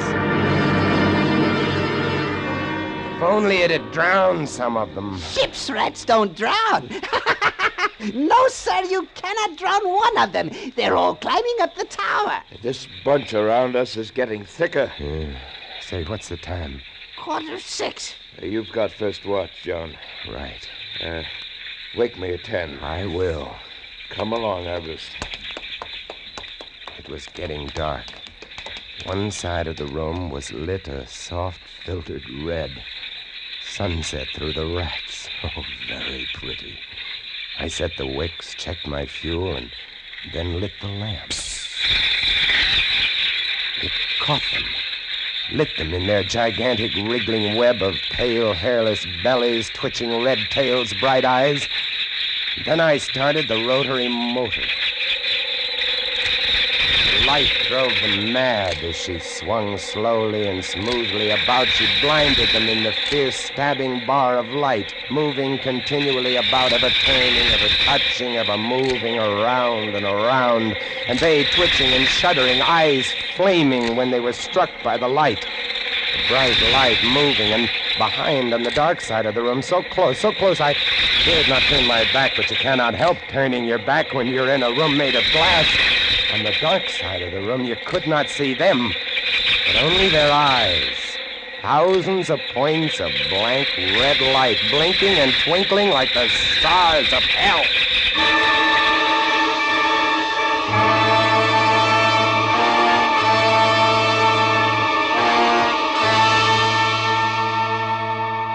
Louis relieved me at 10, but I didn't get much sleep that night, and when I came up into the gallery early next morning, There stood August, his back to me. He was bowing to the rats, waving his arms and making a speech. I am going to play once again that magnificent role which made me the toast of the Paris theatre.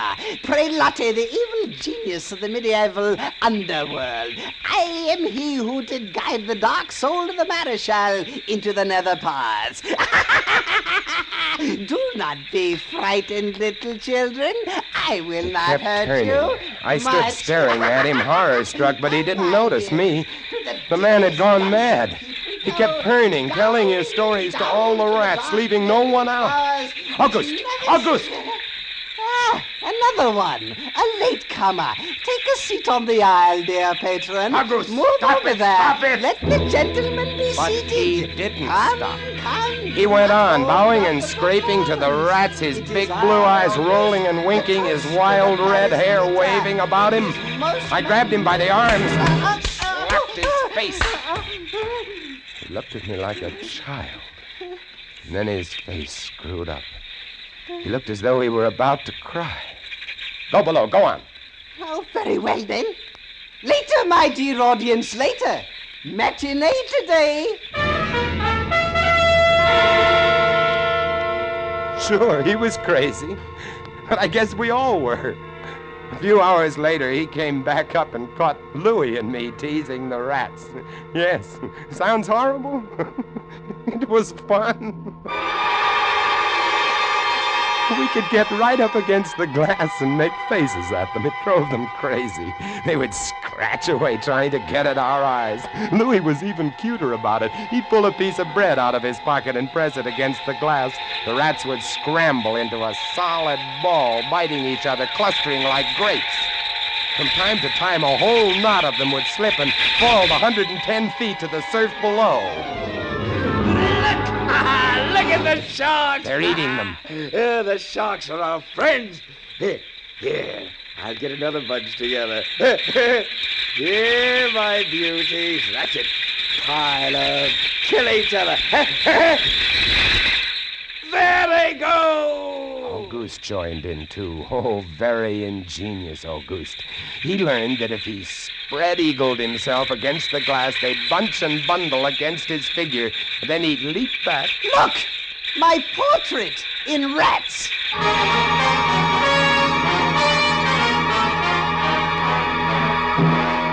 It went on all day. And then I was lying in bed. It was about midnight. I was very tired, and I was just beginning to fall off to sleep when I became conscious of a new sound. Couldn't figure it at first. I got up, lit the lamp, and went to the window. Even as I looked at it, I saw one of the panes begin to sag in. They had eaten the wood away. Louis, come quick! What? What is it? They found a way in. I held the glass with my hand. Now they were all going crazy, and assured of the success of this maneuver, were all nibbling away at the wood. Louis ran below and then returned with a large sheet of tin. We spread it against the window and hammered it into place. Even as we did so, we felt the heavy bodies thudding against the other side as the window gave way. That ought to hold. If it doesn't, we're done for. Rats can't eat tin. No, they can't. What was that? I don't know. It came from below. The storeroom window. They're in. They're swarming up the stairs. Drop the trap. Right. Two of them got in. Let's go after them. We didn't have to go after them. They came at us. I leaped to one side and grabbed a marlin spike, swung, and smashed one in midair. No! I whirled to see Louis with the other. It had ripped his hand open, and the blood was pouring all over the place. He held his hand aloft and kicked at the snarling rat. I stepped and swung and got him. My hand! He got my hand! That's both of them, Louis. I'll get you something to tie that up. Blood! Look at it! My blood! I'm bleeding! Now, don't worry about it, Louis. Here, look. I'll wind this kerchief around it. It'll be okay. Blood! There, now. It's not bad, just the flesh. And then I became conscious of another new sound. They were gnawing their way through the wooden trap door. I watched the wood fascinated. Even as I did, it began to give way, and a bristling, whiskery nose showed through. Louis, we've got to go up. Next level was the living quarters and kitchen. I slammed the trap door there, too. But it, too, was wood. My blood. What are we going to do? I don't know. We'll be through this one in a moment. The gallery. The trap door in the gallery is metal. Good. Come on. We made it. We lay across the trap door, exhausted. While below us, the rats took over the entire tower. I could hear them howling and fighting over our food supply, our water, our leather. And all about us, the others screamed and glared in at us, swayed in a tangled mass, hypnotized by the ever-turning light.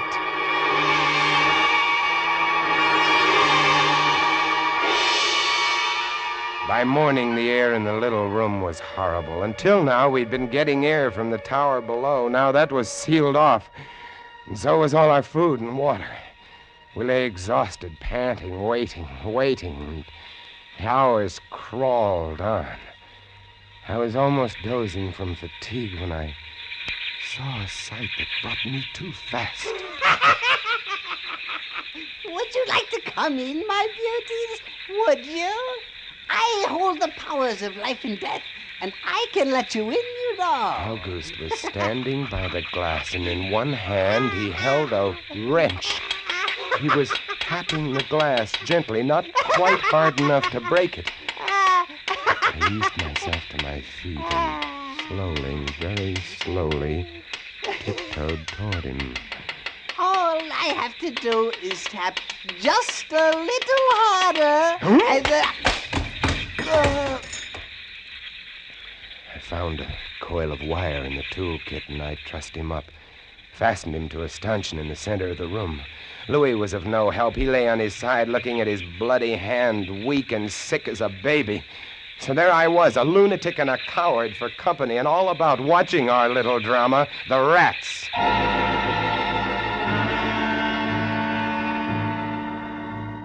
The day dragged by. The supply boat wasn't due for another 12 days. I don't know what they could have done if they had come. We had only one way of summoning them, and that was to shoot off distress rockets, but the rockets were 4 floors below. And even if they'd been right there in the gallery, I couldn't have opened a window to fire them. That night, I tended the light, but its flame was devouring our oxygen. The following day, we lay, thirst-tormented, starving, waiting, and the following night, I again tended the light, but the small supply of spare wicking we kept in the gallery had become exhausted, and quite suddenly, about midnight, the light went out. There's nothing I could do. Wicks were stored 3 levels below. Nothing I could do. Nothing. From time to time, I'd strike a match to see the clock. When I did, it lit up the million red eyes about us. All about us. Watching. Waiting. Below, it had grown quiet. They'd cleaned us out, and now they, too, were waiting. All waiting. And then, the rats, quite suddenly, were silent. And then I heard it.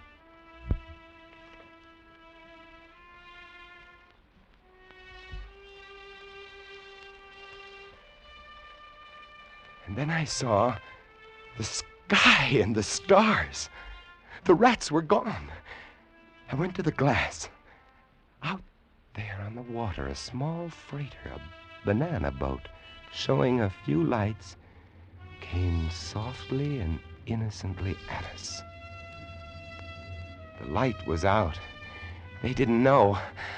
I wanted to open the windows, to call out to them, to warn them somehow, but I was afraid. What if the rats were hiding from me, tricking me? So I waited. She grounded very softly on a reef not 200 yards from the quay. Grounded so gently that the man playing the cornet, was he a passenger or crewman off watch, didn't even stop playing. They tried washing her back off. I could have told them to save their fuel. The tide was rising, would have floated her free. And I waited.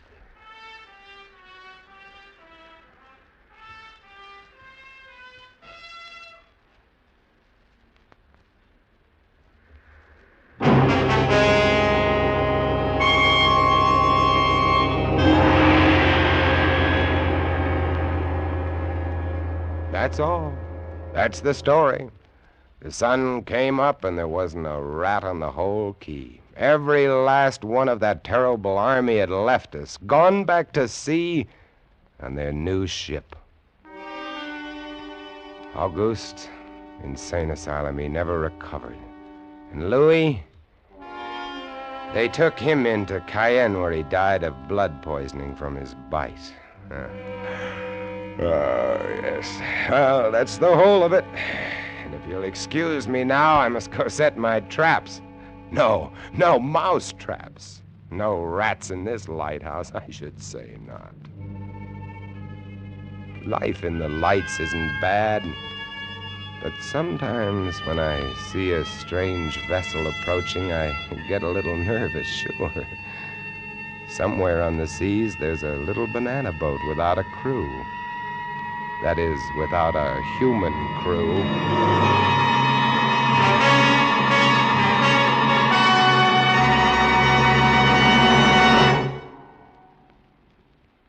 Escape is produced and directed by William N. Robeson.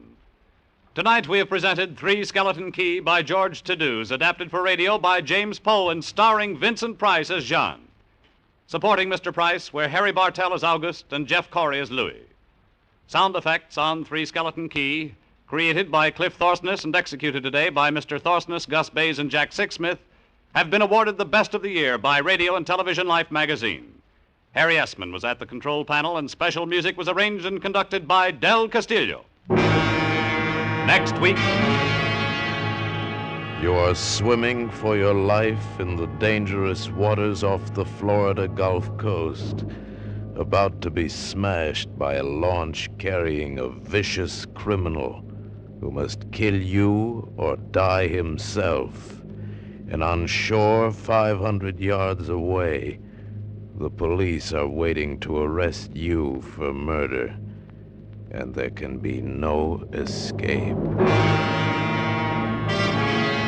Next week, we escape with an exciting tale of temptation and death on the Gulf Coast of Florida, as John and Gwen Bagney tell it in Danger at Matagumba. Goodbye, then, until the same time next week, when once again we offer you Escape.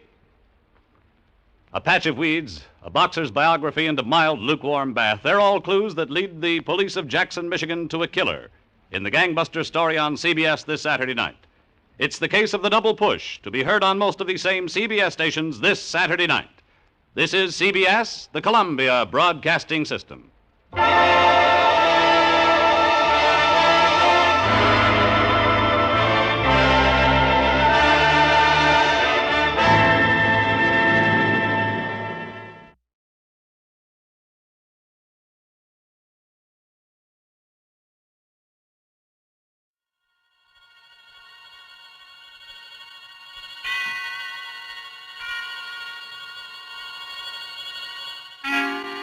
Suspense.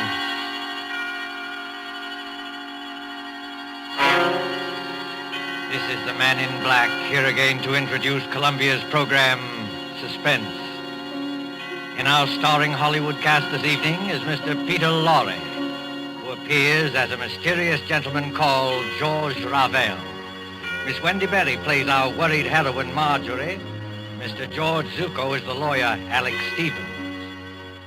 The story called The Moment of Darkness is tonight's tale of suspense. If you have been with us on these Tuesday nights, you will know that suspense is compounded of mystery and suspicion and dangerous adventure. In this series are tales calculated to intrigue you, stir your nerves, to offer you a precarious situation and then withhold a solution until the last possible moment. And so, with a moment of darkness, and with the performances of Peter Lorre, Wendy Berry, George Zuko, and our other players, we again hope to keep you in suspense.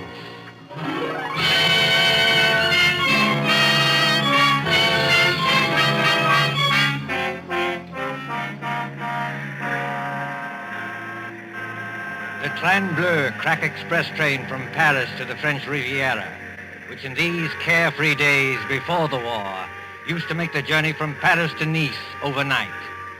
At the Gare du Sud on this particular mild spring evening, the train with its glistening wagon-lits or sleeping cars waits in a station filled with smoke and the iron coughing of engines. You can hear the excited crowd and the slamming of compartment doors.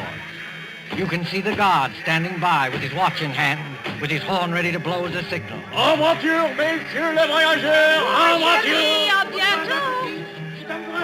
Better get in, Emily. The train's just about ready to start. Commotion there. The last moment just before the signal, a girl in a light summer dress, carrying a small suitcase, hurries along the platform towards car number 10. The girl is blonde and evidently English, and as she hurries towards the guard... En voiture! Dépêchez-vous, mademoiselle. Hurry up, please. Oh, yes, of course. Is this carriage number 10? Oui, mademoiselle, numéro 10. Hurry up, please. Thank you. I'll get in. Et maintenant...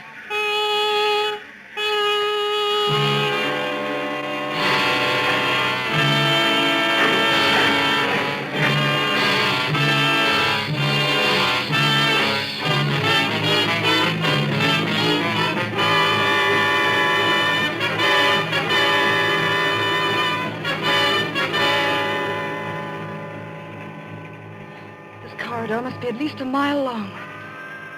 Car 10. Compartment number 6. Compartment number 6. Compartment... Oh, here it is. Yes, come in. Mr. Stevens, Oh, I beg your pardon. That's quite all right. Won't you come in? I thought this was Mr. Stevens' compartment. It is his compartment. I'm sharing it with him. He is on the train, isn't he? Oh, yes. He's going to look for some luggage that failed to turn up. In the meantime, won't you come in and sit down? Thank you. As an old friend of Toby Stevens... Why do you smile? Nothing. It's just odd to hear a dignified man like Mr. Stevens called Toby. That's all. Well, it suits him. As an old friend of his anyway, may I introduce myself? I'm Ken Blake, on vacation from the American consulate in London. How do you do? My name is Gray, Marjorie Gray. I most particularly wanted to have a word with Mr. Stevens. Miss Gray, will you pardon my impertinence if I ask... Ask what?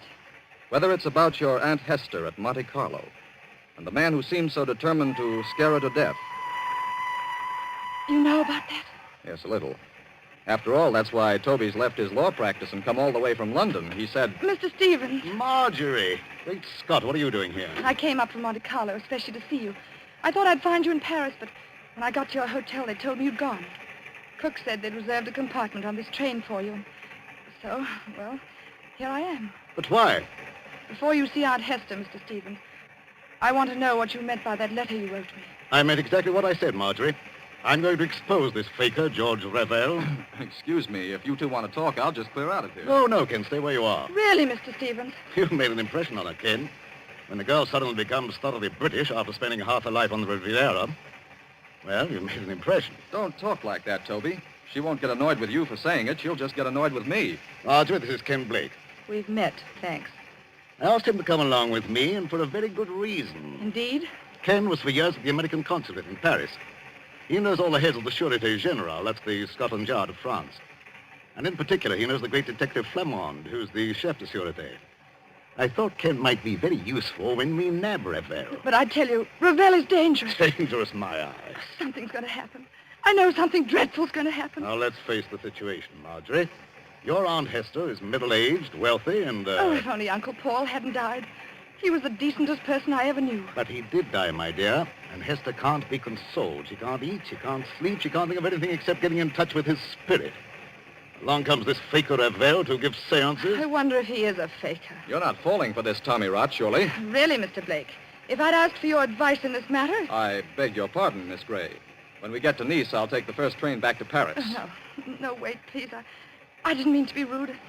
It's nice of you to help us, but It's the whole atmosphere of Monte Carlo. Well, that's quite all right, my dear. We understand, of course.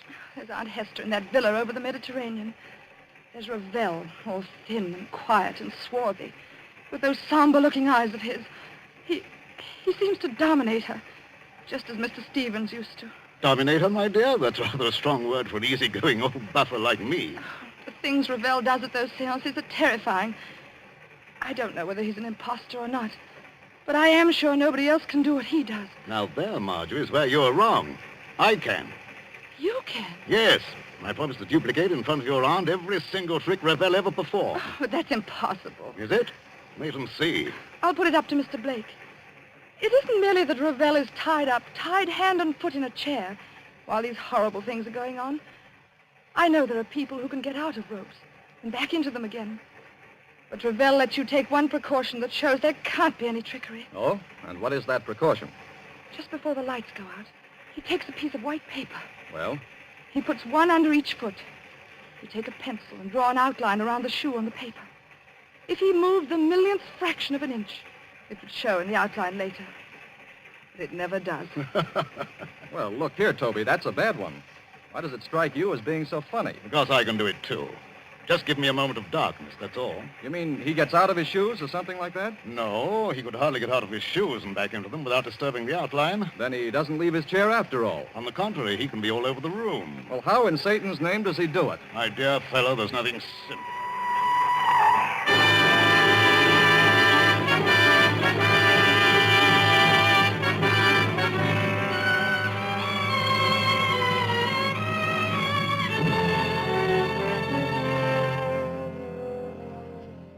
The Villa Bijou, Monte Carlo, the next evening.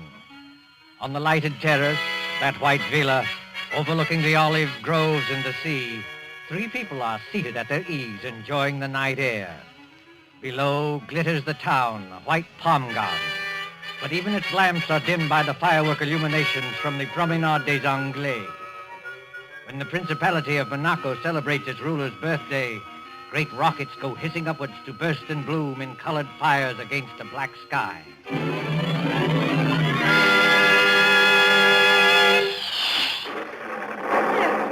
I don't like those fireworks. The noise upsets me.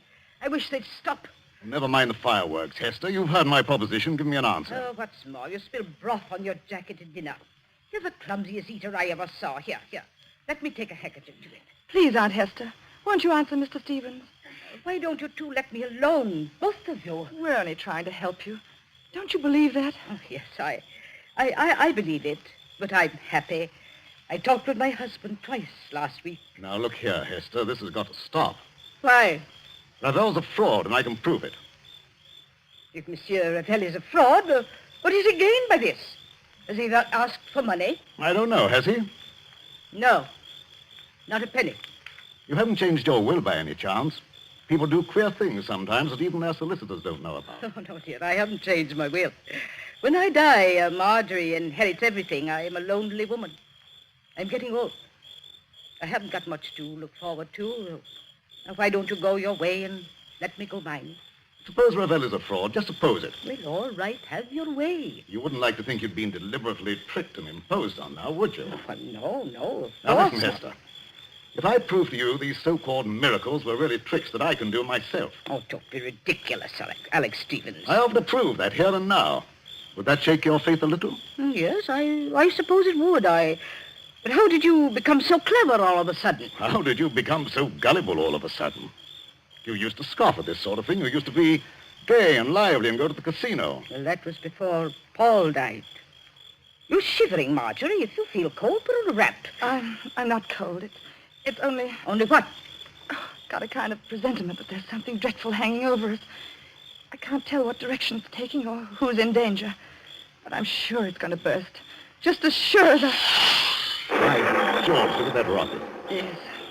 Red and gold stars. And a deathly white blaze like the life we're living. You can see every leaf in the garden. Every blade of grass. And we can also see, look there, Ravel and Ken Blake coming up the path. This Ken Blake, Mr. Stevens. Are you sure he's quite honest? My dear Marjorie, Ken's all right. I've known him for years. I thought he came here to help expose Ravel. But he and Ravel are as thick as thieves. What sort of game is going on here? game, mademoiselle? You spoke of a game? Yes, Monsieur Ravel, I did. So did I, friend Ravel. Are you ready for my demonstration tonight? Demonstration? In the seance room upstairs. You claim you can bring back the dead. Pardon me, monsieur, I claim nothing. When I'm in trance, I cannot tell what happens. But I can. I'm going to make ghosts walk by perfectly natural means. You know, Monsieur Stevens, I don't understand your logic. Logic? Yes, you wish to, how do you put it? Expose me? But how will you expose me by these childish tricks? If I show you a counterfeit 10-pound note, does that prove there's no Bank of England? I'm not going to argue subtleties with you. You can always beat me there. I'm a plain, ordinary man with a little common sense to back me up. No. Come on, my friend. Not an ordinary man, surely. Just exactly what are you hinting at? Yes, I'd like to know that, too. Oh, Madame Hester, believe me, I didn't mean to upset you. I wouldn't upset you for anything. No, I'll bet you wouldn't. Well, I kiss your hand, Madame. I'm all apologies. Well, let this gentleman do what he likes. But I warn him, it is dangerous. Dangerous? How is it dangerous? That's the first time you've spoken, Mr. Blake. Why have you been so quiet? Please, Marjorie, please now, be a good girl and stop interrupting. Oh, I'm sorry, Aunt Hester, but he's been muttering to himself and moving from one foot to the other and looking guilty. Confound it, I'm not looking guilty. Aren't you? No, it's a hot night. I don't like this business at all. Why will a seance be dangerous? Why? Because we shall be tampering with evil forces. Evil forces, my foot. Oh, you doubt it? Yes. This brave Monsieur Stevens is challenging the unseen world. He's mocking at forces he does not understand. Believe me, monsieur, they are not mocked without danger. I'll risk that, thanks. Well, up in a seance room, with a door bolted on the inside, we shall be at their mercy. The evil forces, the elementals, will wax and grow strong. They can take us in their grip, as I take this walking stick and... You've got strong hands, Monsieur Ravel. The hands of evil spirits are stronger, much stronger. I'm afraid. I wonder if we ought to do this. I've been wondering the same thing. What does your aunt say? Well, I don't know what to say. I'm so confused. And I want to break down and cry. I suppose we'd better do it, or Alex Stevens will never let me hear the end of it. For the last time, monsieur, will you be warned of danger? No. Very well. Oh, Madame Hester. Yes, Monsieur Ravel. Do you believe that I'm an impostor? No, dear, of course not, but... But in your heart, you're not yet convinced. Well, I don't know. I'm not such a fool as some people seem to think. But if something did happen, something to show there are living forces beyond this world, it would convince you utterly? Oh, yes, I suppose it would. Then, shall we allow Monsieur Stevens to go on with his demonstration? I have a feeling we shouldn't do this. Oh, I'm afraid.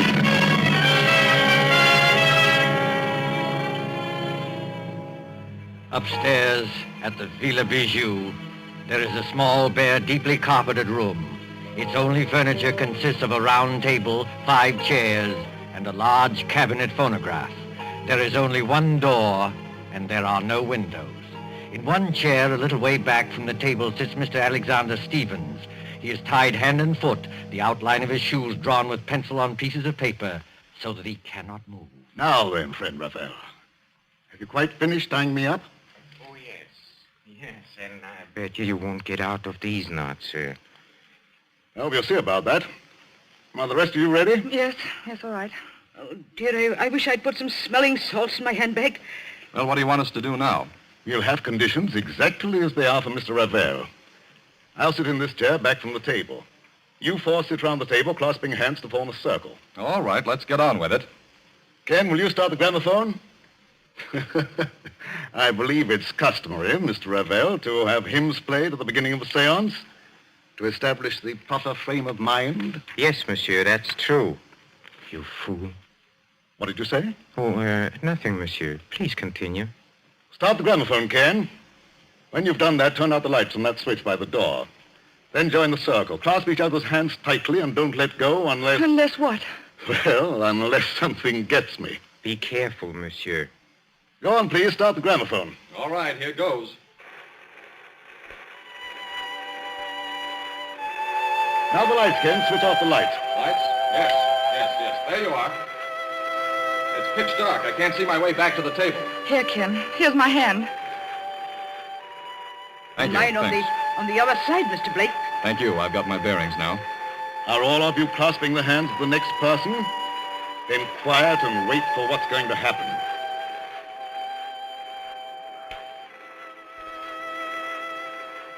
Ken, look. Look where? Over there, where Mr. Stevens is sitting. What about it? There's a luminous spot in the dark, about the size of a shilling. Shh. Quiet, please.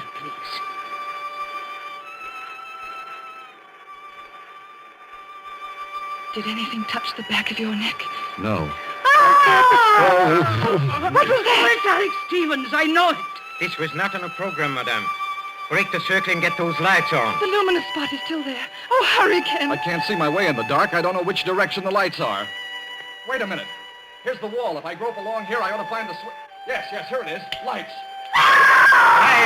Quiet. Silence, mademoiselle, if you please. What's wrong with Mr. Stevens? What's that sticking out of his chest? It's the handle of a dagger. And a good deal of blood has soaked through his coat, too. Oh, Monsieur Blake, will you turn off this gramophone? Yes, certainly. But you're not saying that Toby Stevens is dead? I'm afraid he is, my friend. That's a direct heart wound. Perhaps 10 seconds of intense agony, and then the end. Or is the door still bolted from the inside? Yes. Then we are all alone, here, the 4 of us. This rash gentleman, one imagines, did not kill himself. He's too well tied up. I know who killed him. Mr. George Ravel. You did, with luminous paint. I killed him, mademoiselle? With luminous paint? I mean, that was part of the trick. You tied him up. You were the only one who touched him. And? What of that, mademoiselle? Luminous paint doesn't show up in the light. You smeared a little of it on his coat. That showed you exactly where to strike in the dark. I commend your good sense, madame. But there are 2 excellent reasons why I had nothing to do with this. The first reason I must keep to myself, but the second reason can easily be proved. Well, what is it? Well, up to the time that man screamed, you yourself were holding my right hand, and Madame Hester was holding my left hand. Did either of you let go at any time? No. No, that is, I didn't. What about you, Aunt Hester? No, Marjorie did. I didn't let go either. He never moved. Hold on. Wait a minute. Well, monsieur, speak up. I was holding Marjorie's hand on one side and her aunt's on the other. And they didn't move either. Nobody let go or left the circle. That's true. Consequently, none of us could have killed Toby Stevens. Yes, it is true. Somebody must have sneaked in here. Oh, no. As you said yourself, the door is bolted on the inside. Then who the devil did kill him? Well, that's the question. Has anybody ever seen a dagger before? No. It looks like one of those curio things you buy in the shops. Yes, and with the design of wooden scroll work on the handle. No fingerprints will show. Nothing else, except some musical instruments. A tambourine, an accordion, and a speaking trumpet. You know, I blame myself for this. You ought to. Why? Because you killed him. Don't ask me how, but I know why. Indeed, mademoiselle. You found my motive. Yes, I have. You've got Aunt Hester fully believing in you now, haven't you? Easy, Marjorie. In another minute, you'll be talking about forces and elementals and heaven knows what. You'll be saying it was a spirit hand that killed Mr. Stevens because nobody else could have. Please, Marjorie, brace up. Someone's got to send for the police. Why don't you send for the police, Ken? Couldn't you help us there? Help you? How? Mr. Stevens said you knew the heads of the Sûreté. He said you knew this man Flamand, who's supposed to be the greatest detective in France. Oh, but this isn't French territory. Monte Carlo is the independent state of Monaco. I'm sorry, Marjorie. Ordinarily, I might have helped. You mean you won't help us? I'm sorry, Marjorie. I can't. Then I've got to help myself. George Ravel, you killed Mr. Stevens. But how? Yes, how?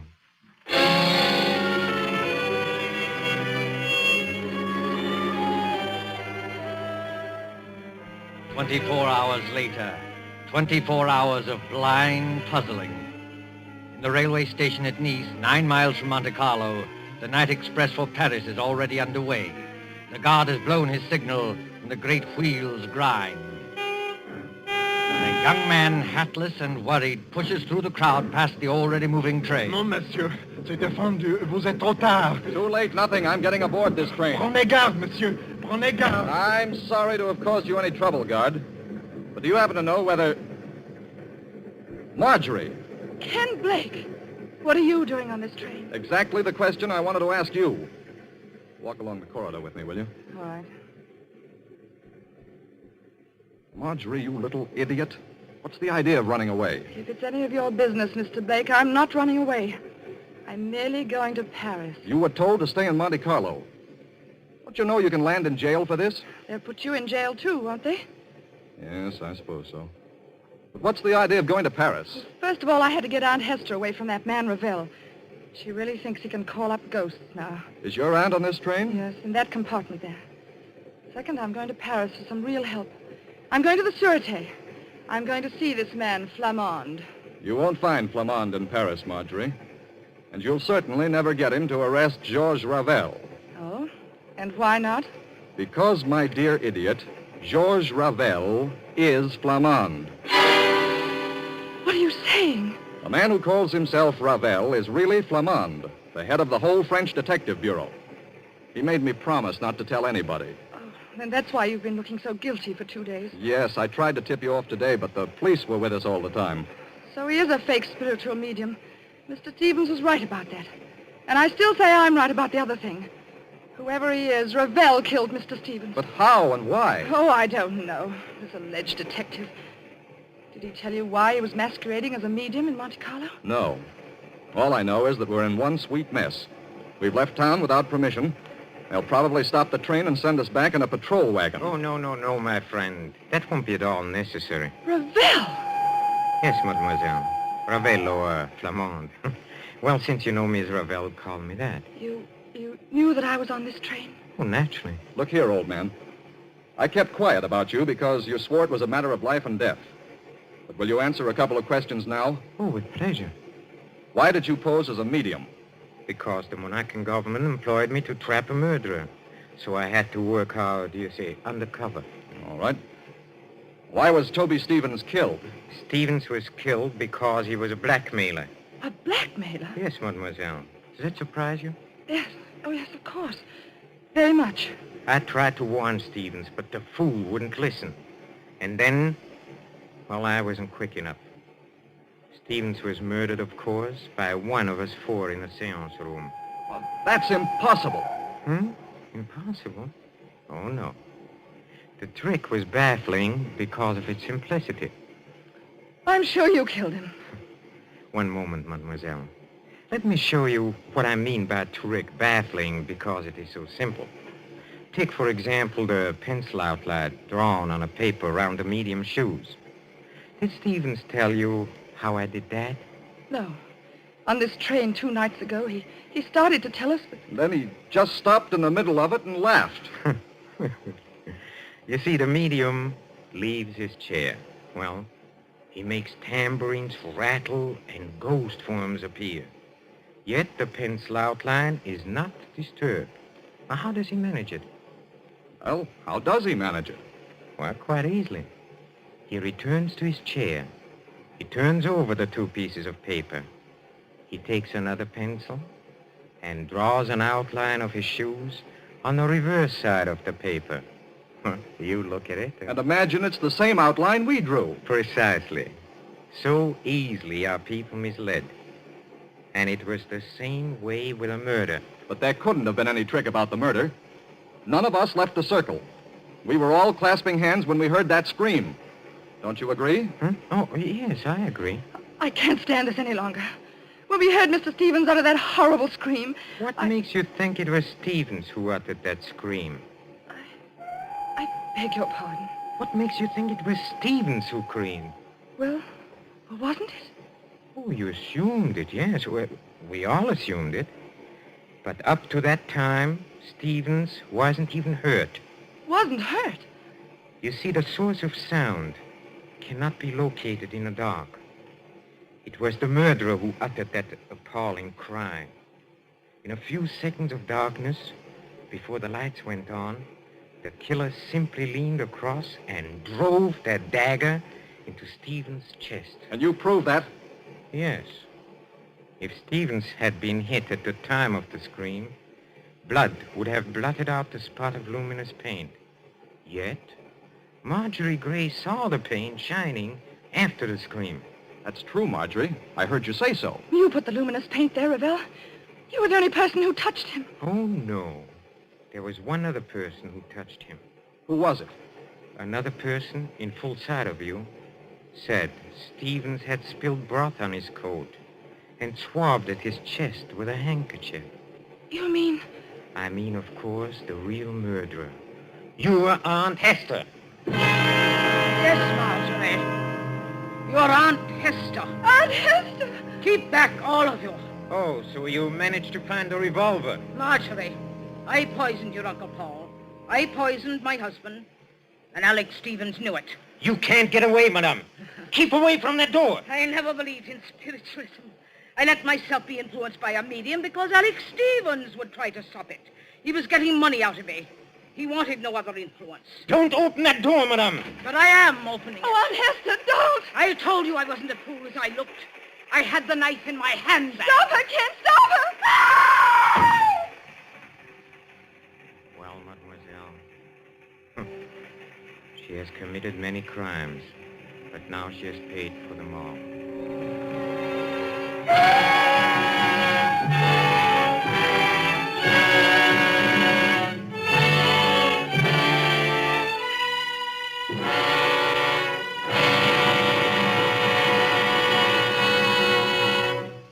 And so closes The Moment of Darkness, starring Peter Lorre, Wendy Berry, with George Zucco. Tonight's tale of Suspense.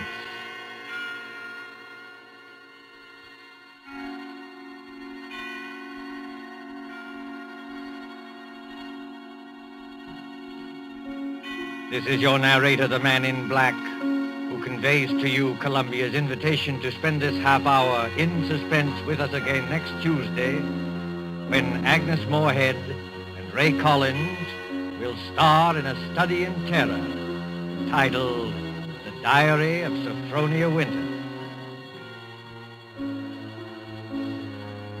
The producer of these broadcasts is William Spear, who with Ted Bliss, the director, Wilbur Hatch, and Lucian Morowick, conductor and composer, and John Dixon Carr, the author, collaborated on tonight's Suspense.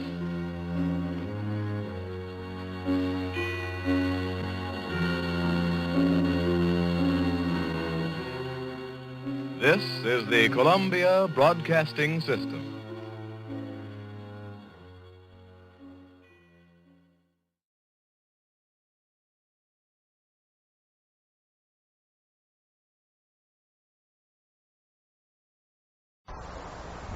The CBS Radio Mystery Theater presents...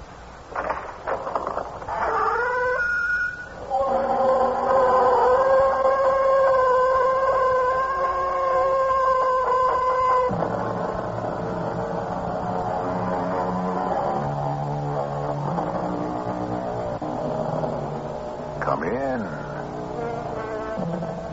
Welcome. I'm E.G. Marshall. Many of you may not be familiar with the writings of William Austin, since his main claim to fame is that he was the forerunner of the famous Nathaniel Hawthorne.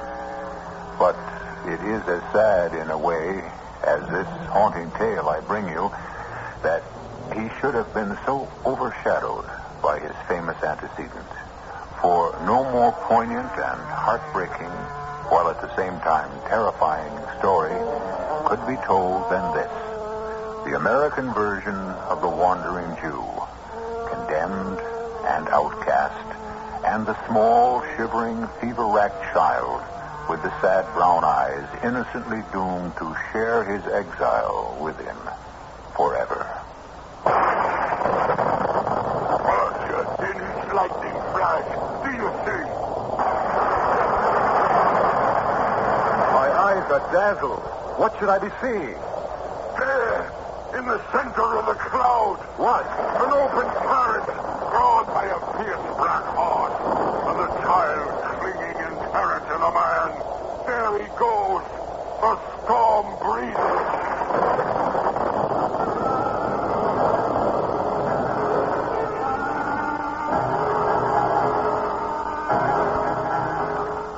Our mystery drama, The Storm Breeder, was especially adapted from the classic William Austin story for the Mystery Theater by Ian Martin and stars Michael Tolan and Fred Gwynne.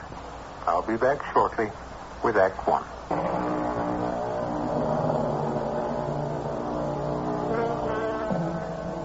For the strange, weird, unforgettable fragment of American history brought to you here, we are indebted, according to William Austin, to one Jonathan Dunwell of New York. Mr. Dunwell was a judge, and as such, a general officer of the court by profession, but by inclination, an antiquarian and a collector of American history. It is his manuscript we bring to life. In the summer of 1820, business called me to Boston. I sailed in the packet to Providence, and when I arrived there, I learned that every seat in the stage was engaged. I was fortunate enough to find a seat with the driver. It being a pleasant night and he quite intelligent, we were chatting pleasantly when all of a sudden the horses drew their ears on their necks flat as a hare's, and the whole business of Peter Rugg began. What's the matter with the horses? Have you a shirt, too, with you? Oh, I need no overcoat. My jacket is enough. You'll need one soon. You see the horse's ears? Well, as a matter of fact, yes. I was just about to ask why. They see the storm breeder. The who? You'll find out, sir. Keep your eyes ahead. I am. The road seems empty, and the weather is lovely, not a cloud in the sky. But you will see him soon. For the weather that follows will blot out the sun. Are you pulling my leg, driver? I wish I were, Mr. Dunwell, sir. Dear sir, wind this blanket about you. But the sun is shining, and Listen to what I say. Protect yourself as much as you can. Approaching us was a weather-beaten chair, once built for a shaved body, drawn by a great black fiery horse, traveling at least at a speed of 12 miles an hour. Seated in it were a child and a man, who glanced at us as he passed in such dejection of spirit and hopelessness that my heart seemed to suspend beating momentarily. In the moment that he passed us, our horse's ears sprang forward and bent so that they nearly met. Who was that man? Nobody knows. And the child? Nor her. Though both are familiar to me. I must have passed them more than 100 times on near as many routes. Without ever exchanging a word? Not a word. In the beginning, he used to stop and inquire the way to Boston, even when he was traveling directly away from the town. But since he never seemed to follow my directions, I have ceased communication with him. So that was the reason for the strange, fixed look he turned on you. It could be. And now he's gone. Disappeared as if neither he nor that frail, shivering child had ever been. Does he never stop anywhere? Never longer than to inquire the way to Boston. I see no signs of this promised storm. Look in the direction from which the man came. The storm followed him. By gad, you're right. There is a little black cloud speck in the east, but not much more than the size of my hat. That there's the seed storm. With luck, we may reach Polly's Tavern before it strikes. But to mark my word, the wanderer and his child will go on through rain and thunder and lightning to Providence. To the town we are coming from, you mean? Yes, sir. I would guess the real Providence is as far out of his reach as the Boston he never seems able to find either. Rub that saddle blanket about you. For here it comes. Hey! Did you hear it?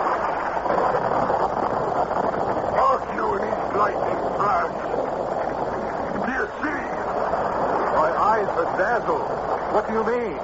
Watch as it comes, Hector. There! In the center of the cloud. What? Don't you see?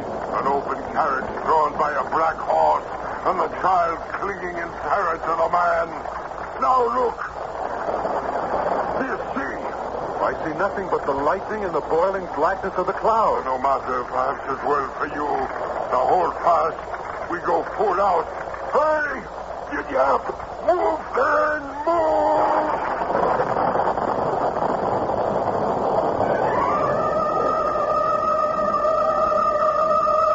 Within a few minutes, we had broached a rise, and sliding and slithering came down into the hollow to Polly's Tavern.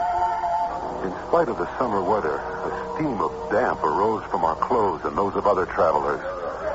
And the whole common room seemed to be awash with discussion of the storm breeder.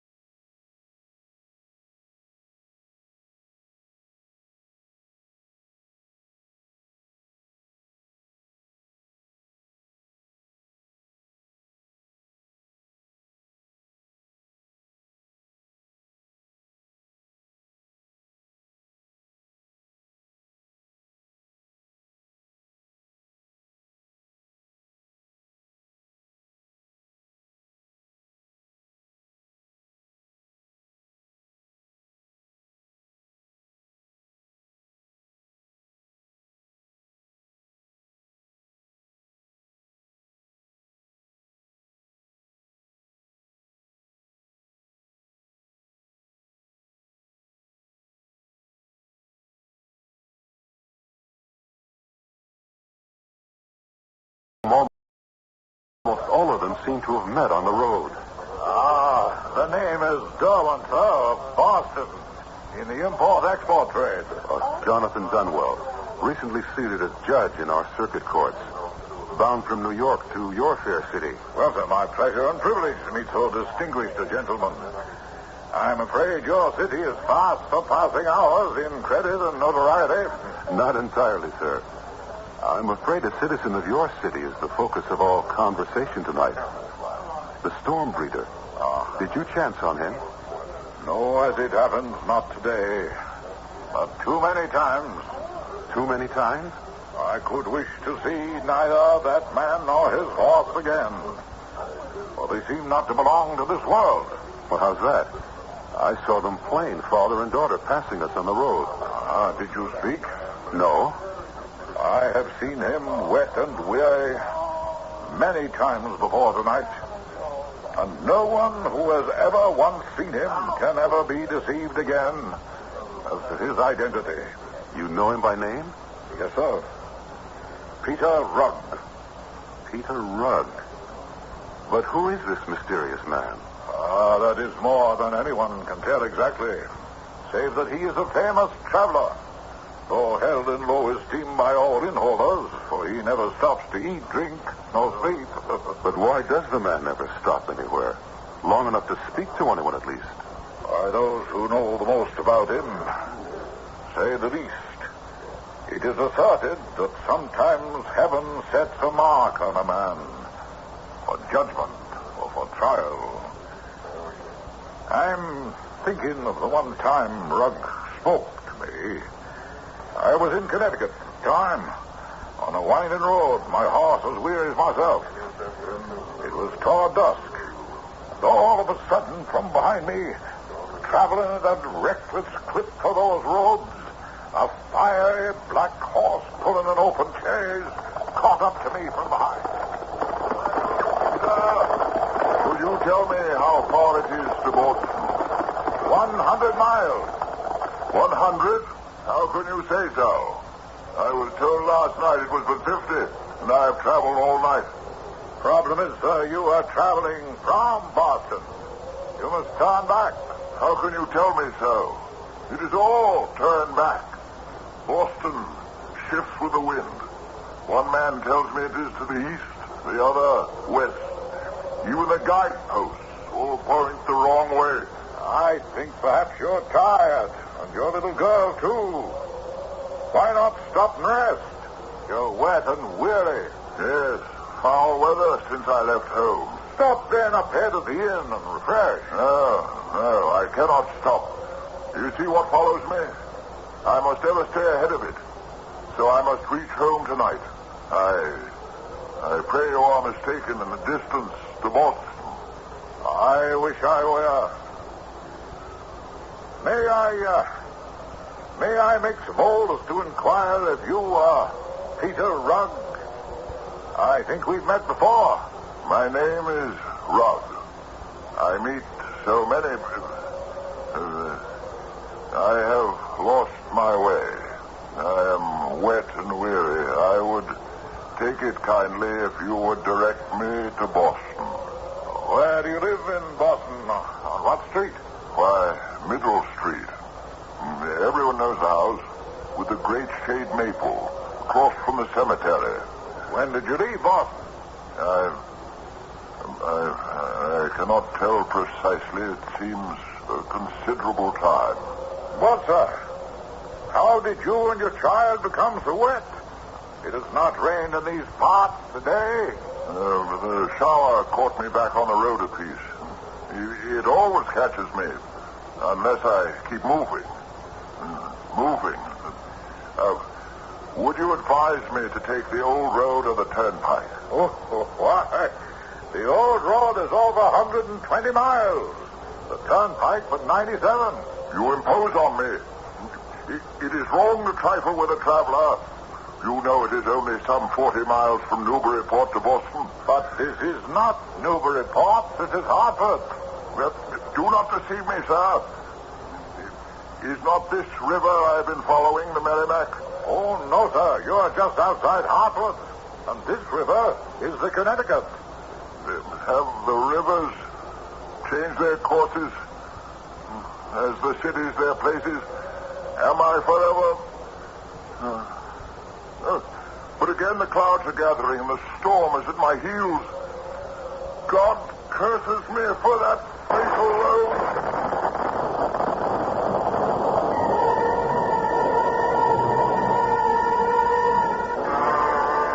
He would talk no longer. His impatient horse leaped off, his flanks rising like wings.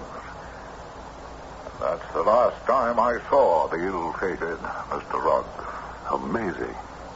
But you say he gave his address as Middle Street. That is correct, Mr. I should say Judge Dunwell. The house with the great maple shade tree across from the cemetery. So he said.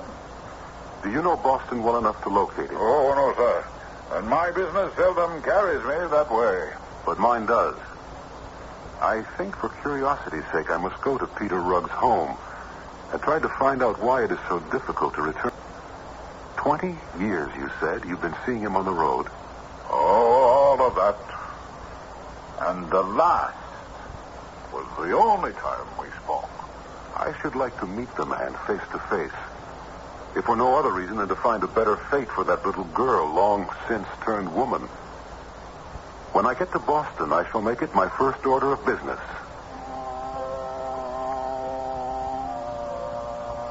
Which is exactly what I did. It was not easy, for the maps were inaccurate, and there was more than one Middle Street. But finally I found it. The great tree smothering the house so that it lay in a shadowy gloom. The paint was peeling. The windows cracked and cobweb-ridden. But the path to the door was cleared, and I was sure that someone or something still lived there. It was with a strange trepidation I walked through the weeds and lifted the heavy knocker. At last, with a deep breath, I let it fall.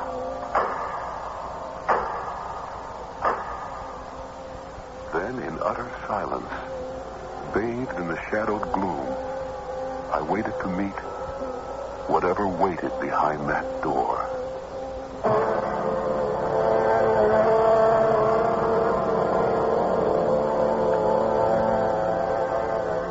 The house abandoned by its master for countless years. Is it possible that any evidence of him has remained? Or his family? Does some heartbroken woman still wait for that lost child? Or even for the storm breeder himself? Who and what is Peter Rugg? phantom, or reality, or legend? We shall have to await those answers with Judge Dunwell until I return shortly with Act 2.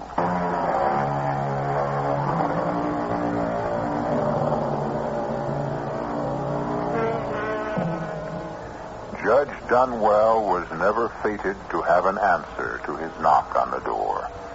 For in the very moment that something old stirs and rustles within the house, outside it, the small noises are smothered by the arrival of the familiar black chaise and the snorting, prancing steed that draws it. Whoa, Lightfoot! Whoa! Don't you recognize home at last?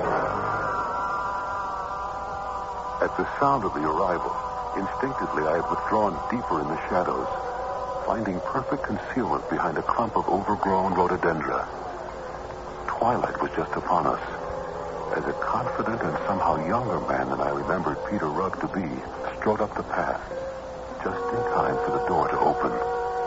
The little girl sat timid and immobile on the seat of the carriage, as if knowing the hopelessness of it all. Somewhere, low thunder grumbled.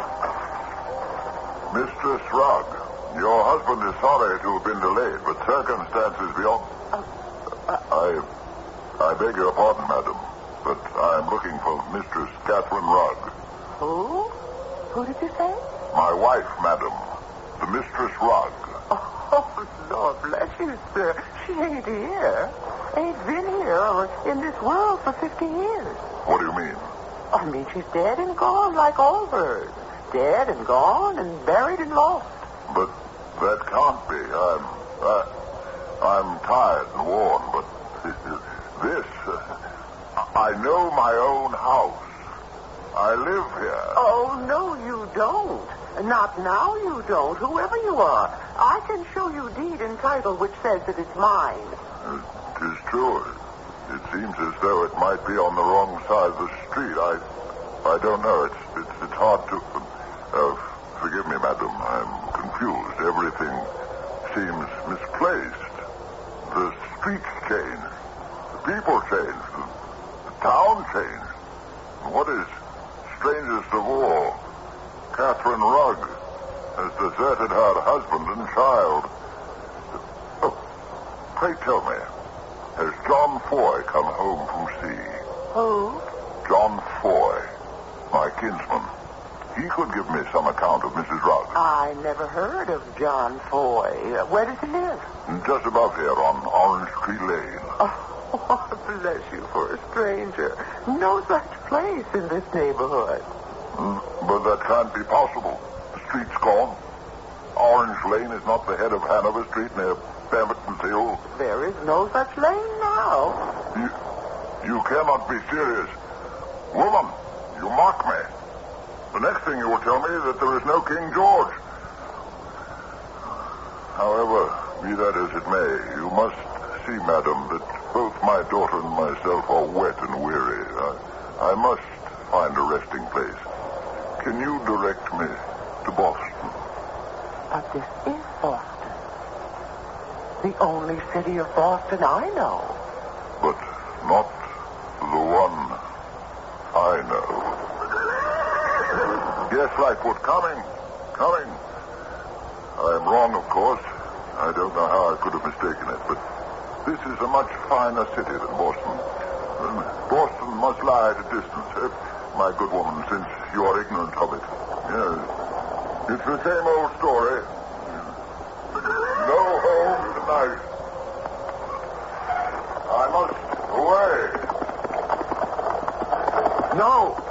Mr. Rugg, wait! Wait! Who are you, sir? Oh, 1,000 pardons, Mistress Croft. May I present myself, Judge Jonathan Dunwell of the Circuit Courts, but recently come to Boston. A judge? Have you some business with that man? Not legal business, but I had hoped to meet him here and question him. I am obsessed with a desire to know exactly who and what he is. I'm ashamed for allowing you to stand so long in the rain. Come in and warm yourself. yourself by my fire.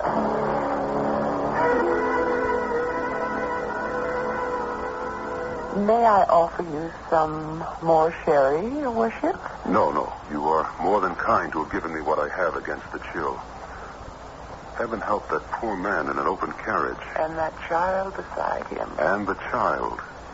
That a man named Rugg once owned this house is all I know. The factor who arranged for my father to take it over is supposed to have made sure all papers are legal. How I wish I could have stopped him, learned more about him, tried to solve the mystery of him. The mystery of him?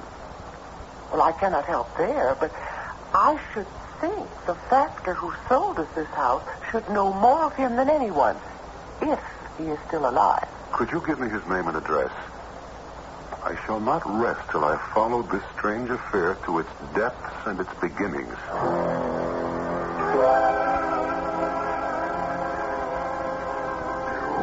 You understand the hour is late, Judge. Yes, I do indeed, Mr. Felt. You know the history of Peter Rugg, sometime of Middle Street in this district? Yeah. I will be brief. He rented a property of mine in his youth. He was married to a fine young woman who bore him a daughter, as I remember. Jenny. So I with no matter, an offspring. And then without so much as a by your leave, he ran off with the child, leaving the wife to die, as I believe or remember. Yes. She died. Why? Well, damn it, she was deserted. Fortunately, Rugg left no creditors. He owned his horse and chaise, and after she died, it was all soon forgotten. Yeah, soon forgotten. I suppose he died. No. To the best of my belief, he is now alive and living. I have lately seen him and his horse and chaise, and his child. Oh, is that so? That's so. Well, now, I wouldn't presume to argue that Peter Rugg could still be alive. I will not deny, but Jenny Rugg, if you saw her, let's see now, the Boston Massacre was 1770, was it not? I fortunately avoided it, but history records that date. So on that date, Jenny was 10 years of age, and if living, that would make her, let's see, 60 now, give or take a year. Do you know what you're saying? If Peter Rugg is still alive, which I take as possible, he could be only 10 years older than myself. And I was only 80 last March.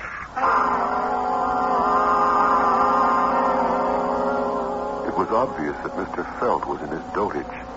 So despairing of gaining any further intelligence from him, I returned to my lodgings at the Marlborough Hotel. If Peter Rugg, I thought to myself, has been traveling since the Boston Massacre, there is no reason I can see now that he shouldn't travel to the end of time. And I might have left it there, Derwin. I ran up against a man whose grandfather knew our elusive friend, Mr. Rugg, and can now tell you the whole story, such as it is. Then by all means begin. It seems that, if my informant is worthy of credit, Peter Rugg, a man in comfortable circumstances, with one daughter and a wife, lived in Boston on Middle Street. He was a man generally esteemed, save for one thing. Oh, don't keep me on tenterhooks. What? An ungovernable temper. So violent that the wig would rise from his head. And while his fits were upon him, he had no respect for heaven or earth. A sorry spectacle. Some of it hard to believe. Less hard to believe than his punishment for it. Well, what does that mean, sir? Well, whilst visiting in Concord one day late in autumn, with his daughter in the chaise, drawn by his favorite horse, a great black beast named Lightfoot, a tremendous storm overtook them. Driving them for shelter, as dark fell, under the roof of a friend of his, Mr. Cutter, who urged him to tarry the night. Which any man in his right senses under the circumstances would do. And he did not heed his pleas?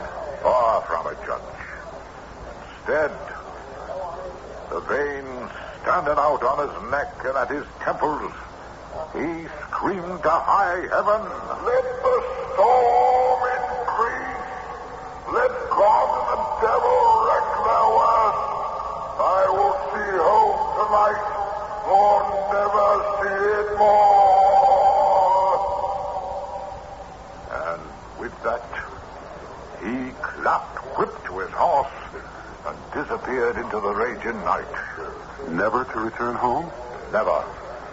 Incredible. Wasn't that supernatural? Why?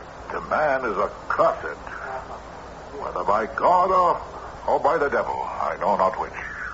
Still 50 years of wandering in search of his home. How could it be possible? Well, now, as to that, there are two theories. One I had from my informant. His grandfather said that on the day after he left Concord 50 years ago, his friends and neighbors started inquiries. But it appeared that Peter Rugg had stayed no place in Boston. And his wife had a strange tale. What tale is that? Sitting by the window, waiting on that wild night, there was a sudden sound like an earthquake. And indeed the whole house rumbled underneath her as if about to cave in. Peering out through the storm, she saw a strange sight. What sight was that? Coming hell for leather down the street was Peter Rugg in his carriage, straining back on the reins in a vain effort to stop his horse, and crying, "No, Lightfoot, no! May you be damned for the devil you are! Hold up, I say! We are home! Hold up, Lightfoot, in the name of all that's holy! Hold up!"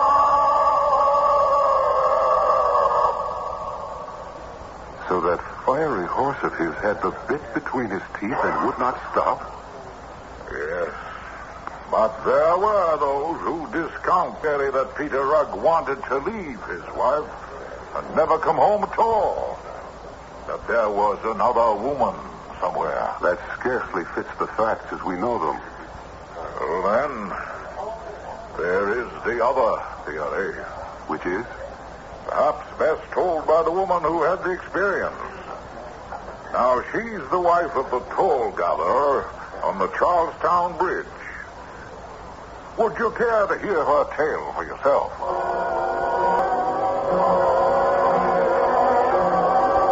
Go by now. My old man has gone to his rest. Lord save him who could spare me out. In those days we were both young and spry, and many's the evening I used to keep him company here for toll gate. Those days were when? Oh, nigh under 50 years ago. Well, I'm sorry to have interrupted. Go on with your story.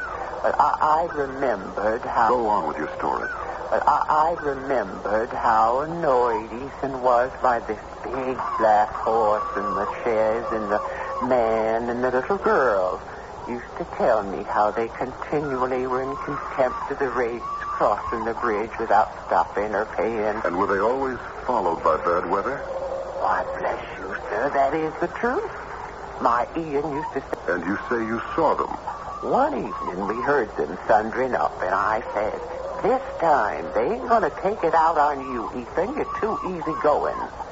So when he called them to halt and they kept on, I had grabbed up a three-legged stool. Heavy it was, but I was young and strong, and I hurled it square into the horse's belly. And tell the judge what happened then. It passed right through that horse as if it were a shatter. He never even broke stride as the stool went skipping across the bridge. No, sir. That was a haunt. A ghost rider with bad luck riding the dust of his wheels. So, Judge Dunwell, what is your judgment? I don't know. Neither explanation fits and I have a feeling that I am not yet done with Peter Rugg, nor will be till his fate is truly revealed to me.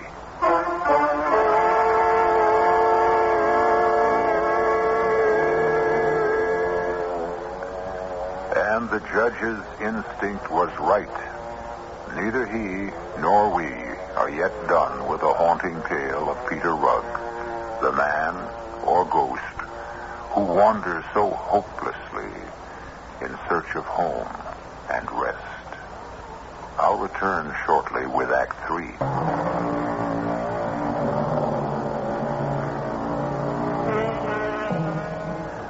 It was to be 5 years before Peter Rugg's and Judge Dunwell's paths crossed again. For some time, the judge had tried to track down the sometimes elusive person or legend, whichever he was. Then, being only human, Peter Rugg had almost passed from his mind until the rest of the judge's story, which you are about to hear now. In the autumn of 1825, I attended the races at Richmond in Virginia. There was great excitement and the races were well attended, for it was a match race between 2 recognized champions, a roan called Dart and a light gray mare called Butterfly. At a signal, the gun sounded, and they were off. I was glued to the race. There seemed no way of choosing which horse might win, when suddenly there was an extra wave of excitement from the already madly cheering crowd. To my open-mouthed astonishment, appearing as if from nowhere in the rear, was a majestic black horse of unusual size, drawing an old weather-beaten chair. Effortlessly, as if his heavy non-racing vehicle, encumbered as it was by 2 occupants, didn't exist, he overtook the racing horses shortly before the winning line. And in concert, both Dart and Butterfly, as the horse passed them, lay back their ears and pulled up short, so that no contest was called. And the winning black horse and his carriage passed the finish line and faded away over the hill. In the clubhouse later, I was fortunate enough to have an introduction to one John Spring, the owner and rider of Butterfly. Damn it, sir, that was no horse that overtook my mare. No one can outrun Butterfly. No horse, that is.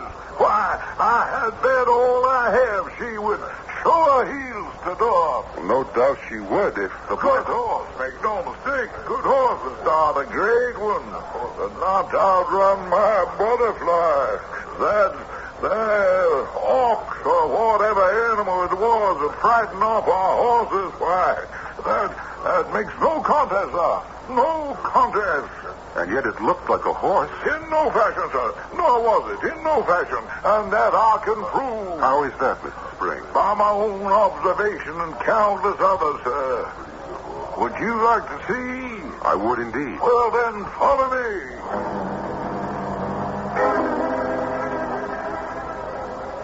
You remember, just about here, both of them pulled up and let that interloper go by and disappear. Yes, the view is unfamiliar from this point, but I do remember it was shortly before the finish line. Exactly, sir.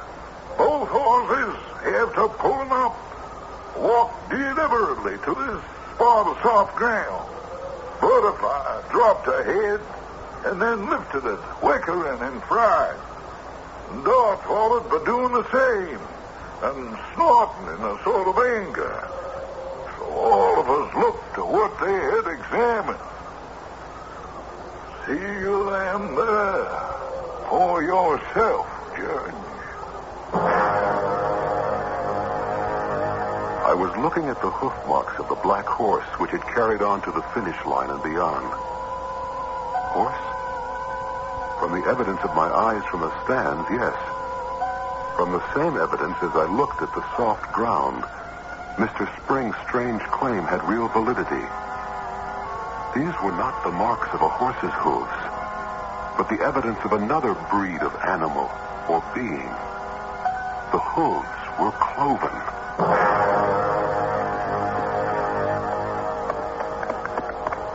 Judge Dunwell. Mr. Derwent, your business takes you far afield. In the nature of things. Not like what happened today at the races. You saw? Oh, yes. I was stunned, weren't you? I thought Peter Rugg had vanished. Oh, no, not either. In the years since we met, I have come across him time and again and gotten soaked to the skin because of him. In New Hampshire, Connecticut, Massachusetts, and the last time, but shortly, in Delaware. Have you spoken? The last time only. Tell me, if you will, what took place. Well, sir, on his approach, he checked his horse with some difficulty. A more beautiful horse I'd never seen. Sir, your face seems familiar. Perhaps I may engage your help. If you are, as maybe, traveling to Boston, I should be glad to accompany you, for I have lost my way. My little girl here is weary, and I must reach home tonight. That would be impossible, sir. For you are in Concord, in the county of Sussex, which is in the state of Delaware. But Concord? That is only 20 miles from Boston, and my horse, Lightfoot, could carry me to the Charlestown ferry in less than 2 hours. You mistake, sir. You are a stranger here. I am well acquainted with Concord, and this town is nothing like it. Because this is Concord in the state of Delaware. Huh? What do you mean by state? Why, one of the United States, man. States? Do you mock me? Because my heritage is Dutch? I know well I am not in Holland. As a gentleman, I beg you not to mislead me.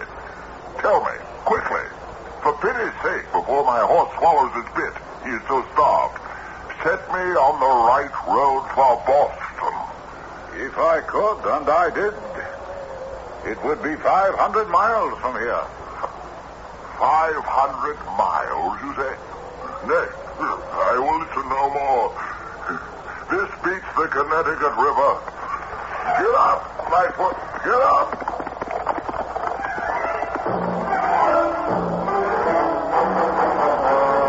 I can explain his last remark.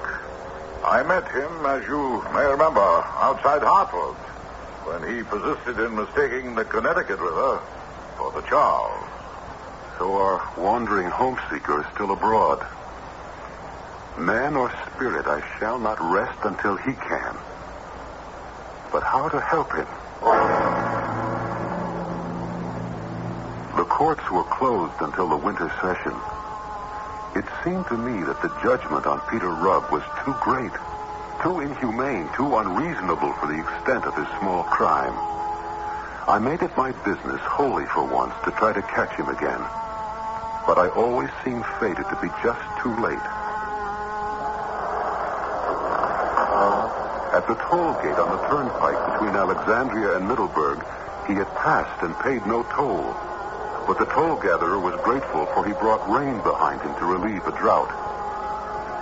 Back in Virginia at the toll bridge, an irate gatekeeper told me that, annoyed by the number of times Rugg had passed that way refusing to pay, he had stood in the way of the vehicle, and it had passed right through him, or over him, without so much as touching him. On the ferry boat across the Hudson, a Mr. Hardy who collected fares showed me a fare that a man had given him, insisting it was 30 shillings. It might have been once. It was a half-crown, coined by the British Parliament, dated 1649.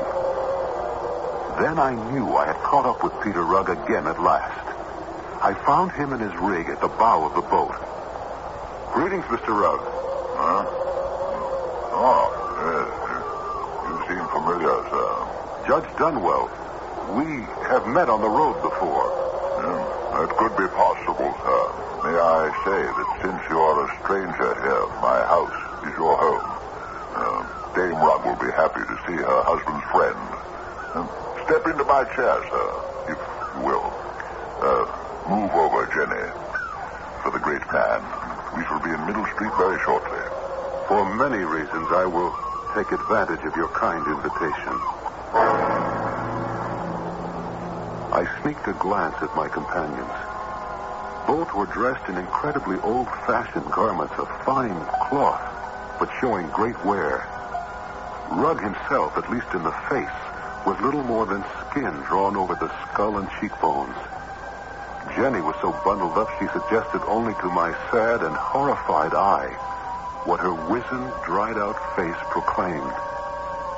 A small Egyptian mummy.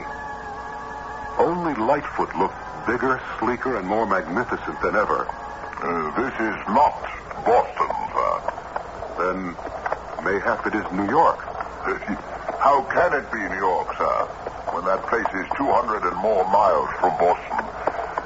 But I thought I was home. Mr. Rudd, look to the west. Only the size of a blackberry now, but that looks like an angry storm on our trail. Ah, it is in vain to escape. I know that cloud. It brings new wrath to spend on my head. Go now, kind stranger, whoever you are. Leave me to my fate. No, not this time, Peter Rudd. Give me the reins. This time perhaps we can outrun the storm.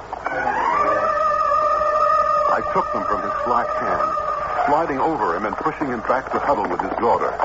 And it needed only one flick to send that strange horse on his way like the wind. As we careened around the first corner, I noticed that his front hooves had been split on some hard road somewhere, but were healing. So Mr. Spring had been at least half right about the cloven hooves. I remembered little of that nightmare ride for Boston, how many days passed, where we stayed or ate or slept. I only know that no matter how fast we traveled, that mushrooming black cloud stayed on our heels every step of the way. And then at last, we were in Boston, on Middle Street. A crowd was gathered. The great elm still stood, although barren now of leaves, fire-blackened. And all that remained of the house was a heap of rubble. All else burnt to the ground, as I knew it to be, for the fire had taken place 2 years before. You men of the North End, this is holy ground. The city needs this land, and let not the name of Peter Rugg dampen your ardor. No! I hold renting title to this place. No, hush, Mr. Rugg. Listen for a moment longer. Let no man try to tell you that Peter Rugg is long since dead and gone to his reward. Let not legislators seek the right and title to this land, which is free and clear. But how can this be? Who has burned my house to the ground? And who are all these strange people? I thought I knew every man in Boston, but I do not recollect at this moment that I ever saw one of these. Who are these strangers? Listen to me, Peter Rugg. The only stranger here is you. You have suffered many years under an illusion. Look behind. The cloud, the storm. Your nemesis is gathering. Then I must flee, away from home again. Oh, if you do, you have no home. If I stay, there is none left. Don't you see that for over 50 years, the tempest which you so profanely defied at monotony has driven you before it like a straw in the wind? And now it is too late. Your wife, your house, and all your neighbors have disappeared. You have no home left here. You've been cut off from one age, and you can never be fitted to the present. You can never have another home again in this world, you or your daughter, unless... Yes. Quickly, for the storm is almost upon us. Unless what? Unless you stop fleeing it. Let it catch up with you and perhaps pass you by. Then mayhap at long last you can find rest. Oh, rest. Sweet, blessed rest. Oh, my Father, forgive me. And take me and Jenny home.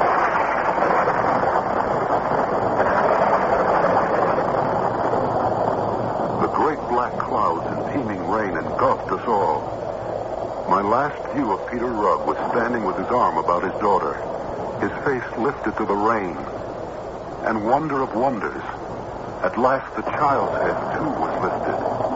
In the intensity of it, they were lost. And suddenly the storm passed. For a moment, in its last fringe, I saw the two of them, eyes on heaven.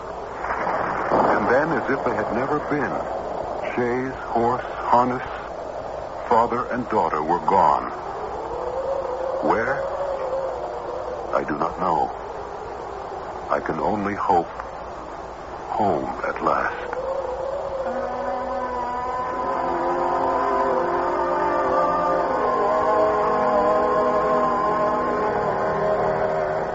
Judge Dunwell lived out a long and fruitful life, dying quietly in his bed one night.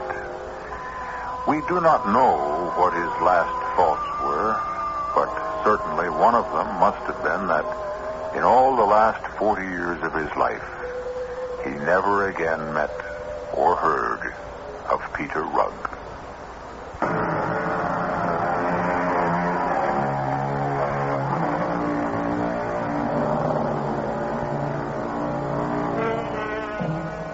There is no one more tragic in all history or literature than the soul condemned to wander, lost, alone, cut off. And I do have to wonder a little if Peter Rugg didn't make his own penance. What we fear in life, we should not run from, especially if we can't outdistance it. Turn and meet it face to face. It's surprising that the reality is never as bad as the imagined.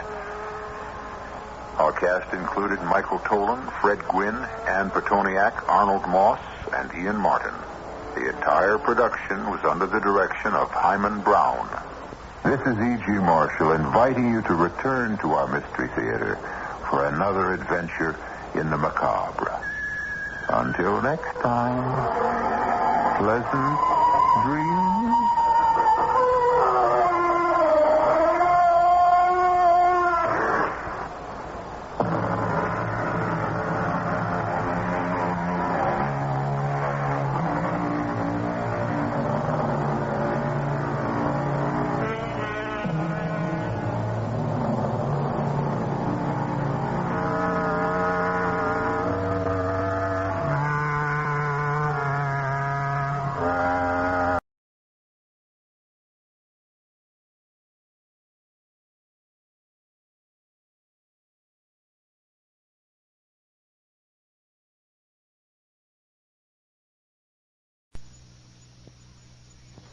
From New York, where the American stage begins, NBC presents Best Plays, transcribed with John Chapman.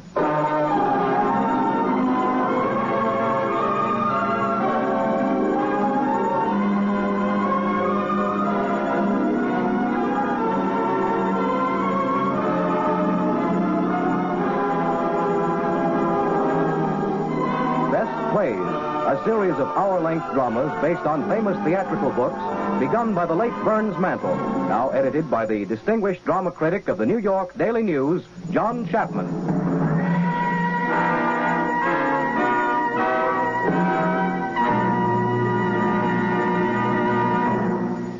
Mr. Chapman. Good evening.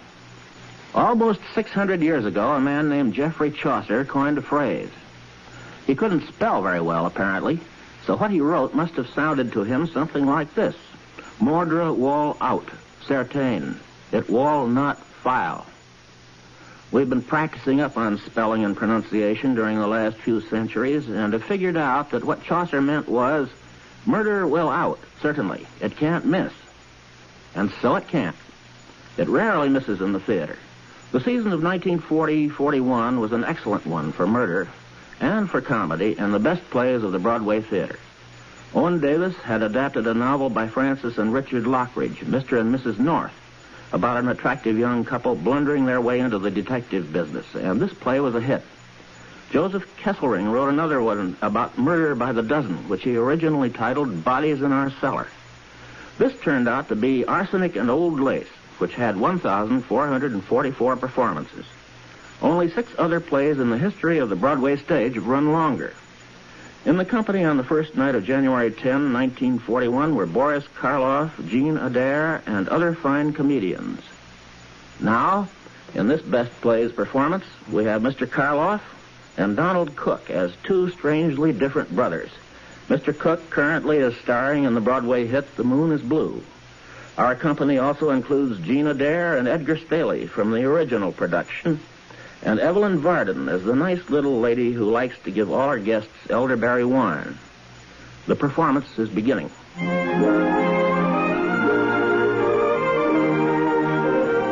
On a quiet street under the arching elms in the town of Brooklyn, New York, the old Brewster home stands in dignified and over-decorated glory. The gas mantles are still in the hall, although electricity was installed several years ago. It's tea time, and Miss Abby Brewster pours. The minister is visiting, and Miss Abby and her nephew Teddy are most attentive.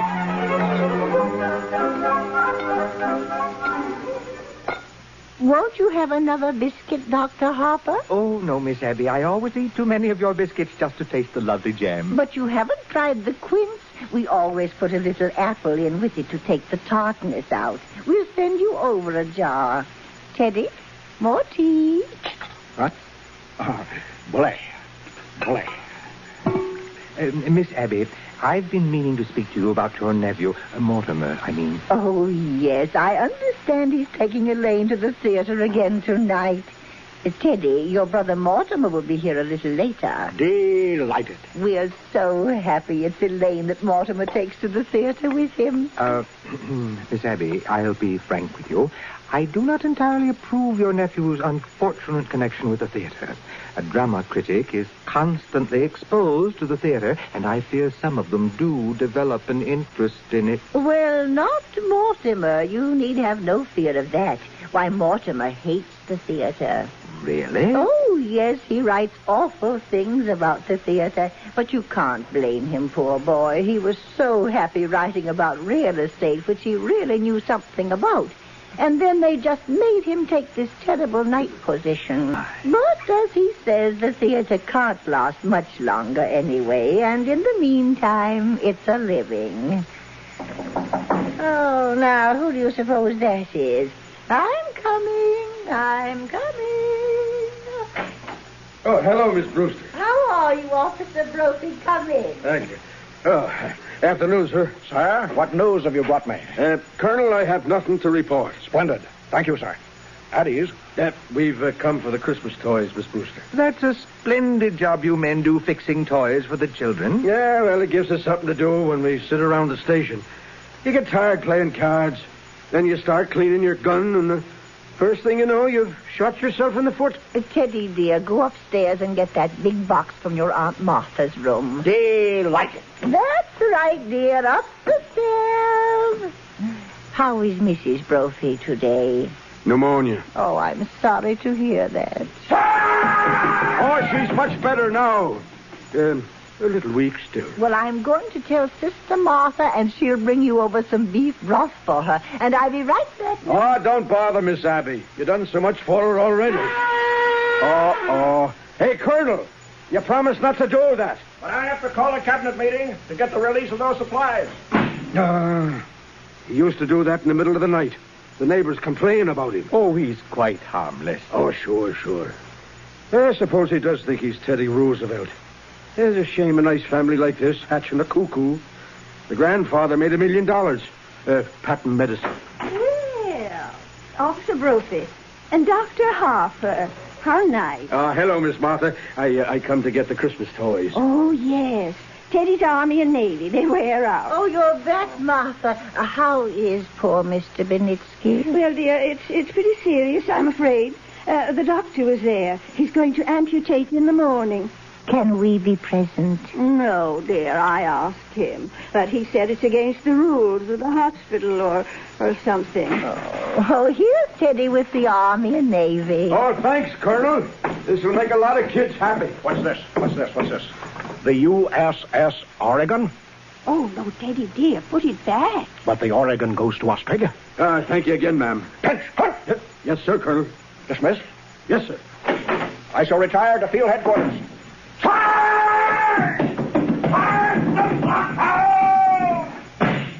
the blockhouse? The stairs are always San Juan Hill. Have you ever tried to persuade him he wasn't Teddy Roosevelt? Oh, no. Oh, he's so happy being Teddy Roosevelt. Once, a long time ago, remember, Martha, we thought if he could be George Washington, it might be a change for him. But he stayed under his bed for days and just wouldn't be anybody. And we'd so much rather he'd be Mr. Roosevelt than nobody. Well, if he's happy, I'd better be running along. Give our love to Elaine. And Dr. Harper, please don't think too harshly of Mortimer because he's a dramatic critic. Somebody has to do these things. Goodbye. Did you just have tea? Isn't it rather late? Yes. And dinner's going to be late, too. So? Why? Teddy! Yes, Aunt Abby? Good news for you. You're going to Panama and dig another lock for the canal. Delighted. That's bully. Just bully. I shall prepare at once for the journey. Oh.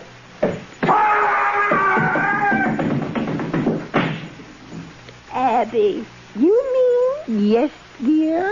While I was out? Yes, dear. I just couldn't wait for you. I didn't know when you'd be back, and Dr. Harper was coming. But, dear, all by yourself. No, there wasn't time. Then where did you... Martha, look in the window seat.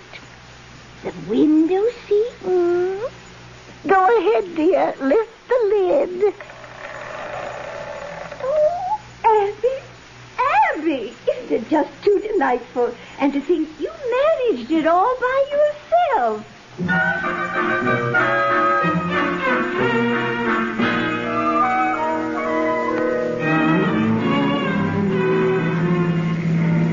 We're almost home, Elaine. Now make up your mind. Where do you want to go for dinner? I don't care, Mortimer, really. Well, suppose we wait till after the show. Well, that'll make it pretty late, won't it? Not with a little stinker we're seeing tonight. I was hoping it'd be a musical. They seem to have a humanizing effect on you, darling. After a serious play, we joined the proletariat in the subway, and I listened to that lecture on the drama. It wasn't until we saw a musical that you took me home in a taxi and noticed my legs. Elaine, where could we be married in a hurry? Say, tonight.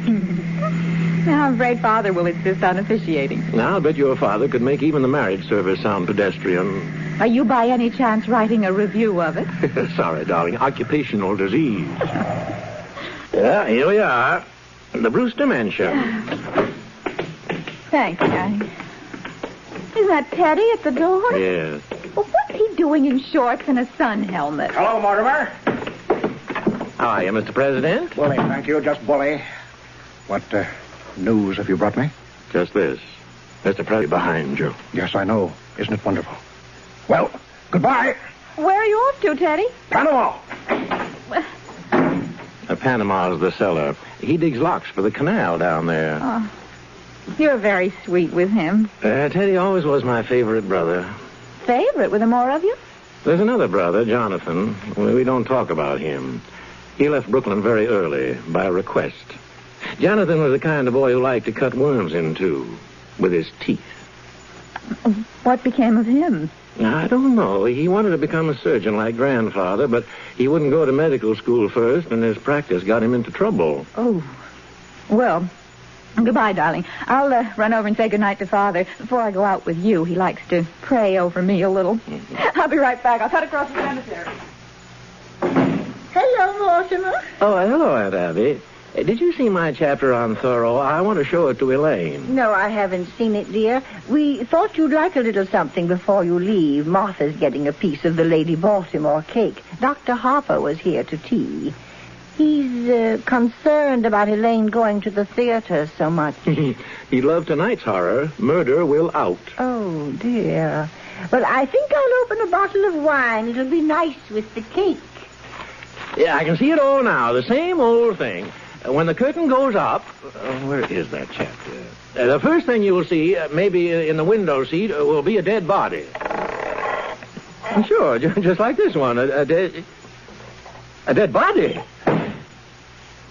It's a happy land The Lady Baltimore cake is so nice with a little wine, don't you think, dear? Aunt Martha, and Abby.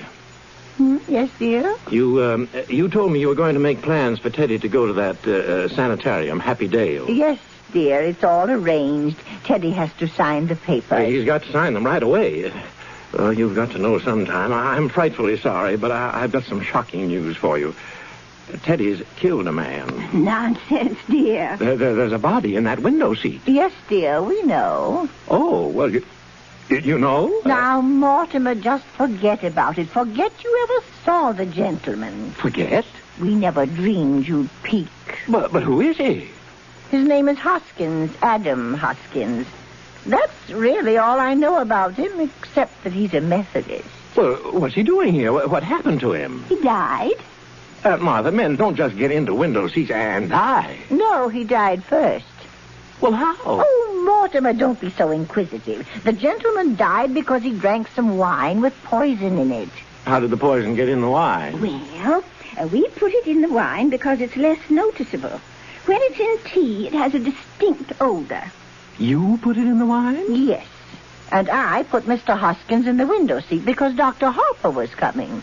Oh, so you knew what you'd done. You didn't want Dr. Harper to see the body. Well, not at tea. That wouldn't have been very nice.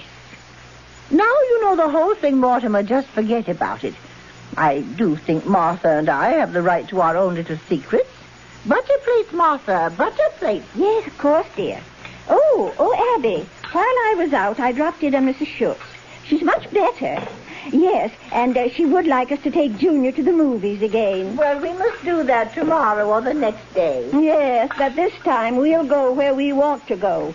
Junior's not going to drag me into another one of those scary pictures. Aunt Martha, Aunt Abby, what are we going to do? What are we going to do about what, dear? There's a body in that window seat. Yes, Mr. Hoskins. Well, good heavens, I can't turn you over to the police. What am I going to do? Well, for one thing, dear, stop being so excited. And for pity's sake, stop worrying. We told you to forget the whole thing. Forget? My dear Aunt Abby, can't I make you realize that something has to be done? Now, Mortimer, you behave yourself. You're too old to be flying off the handle like this. But you can't leave him there. We don't intend to, dear. No, Teddy's down in the cellar digging the rock. You mean you're going to bury Mr. Hotchkiss in the cellar? Hoskins, dear. Oh, yes, dear. Of course, that's what we did with the others. Oh, no. You can't bury Mr. Others. The other gentleman. When you say other, do you mean others? More than one others? Oh, yes, dear. Let me see. This is 11, isn't it, Abby? No, dear. This makes 12. Oh, I think you're wrong, Abby. This is only 11. No, dear, because I remember when Mr. Hoskins first came in, it occurred to me that he would make just an even dozen. Well, you really shouldn't count the first one, dear. Oh, well, I was counting the first one, so that makes it 12. Hello. Hello? Al? Oh, my, it's good to hear your voice. 12. 11. Al? Oh, checking up. Well, I know I didn't pick up the tickets. Yeah, I'm glad you called. Now, get a hold of George right away. He's got to review the play for me. Yeah, I'll explain later. Now, let's see. Where were we? 12? Yes. Addie thinks we ought to count the first one, and that makes it 12. Well, all right. Now, all right. Who was the first one? Mr. Midgley. He was a Baptist. He came here looking for a room. He was such a lonely old man. All his kith and kin were dead, and it left him so forlorn and unhappy. We felt so sorry for him. And then when his heart attack came and he sat in that chair looking so peaceful. Remember, Martha? Mm-hmm. We made up our minds then and there that if we could help other lonely old men to the same peace, we would. He dropped dead right in that chair? Oh, how awful for you. Oh, no, dear. Why, it was rather like old times. Your grandfather always used to have a cadaver or two around the place. Well, I know, but... You see, Teddy had been digging in Panama, and he thought Mr. Midgley was a yellow fever victim. That meant he had to be buried immediately. So we all took him down to Paris. And that's how it started? Of course, we realized we couldn't depend on that happening again, so... You remember those jars of poison that have been up on the shelves in Grandfather's laboratory all these years? You know your Aunt Martha's knack for mixing things. You've eaten enough of her piccalilli. Well, dear, for a gallon of elderberry wine, I take 1 teaspoonful of arsenic, then add half a teaspoonful of strychnine, and then just a pinch of cyanide. Should have quite a kick. Yes, as a matter of fact, one of our gentlemen found time to say, "How delicious." Yes, he did. Oh, well, we'd have to get things started in the kitchen for supper. I wish you could stay, Mortimer. I'm trying out a new recipe. I couldn't eat a thing.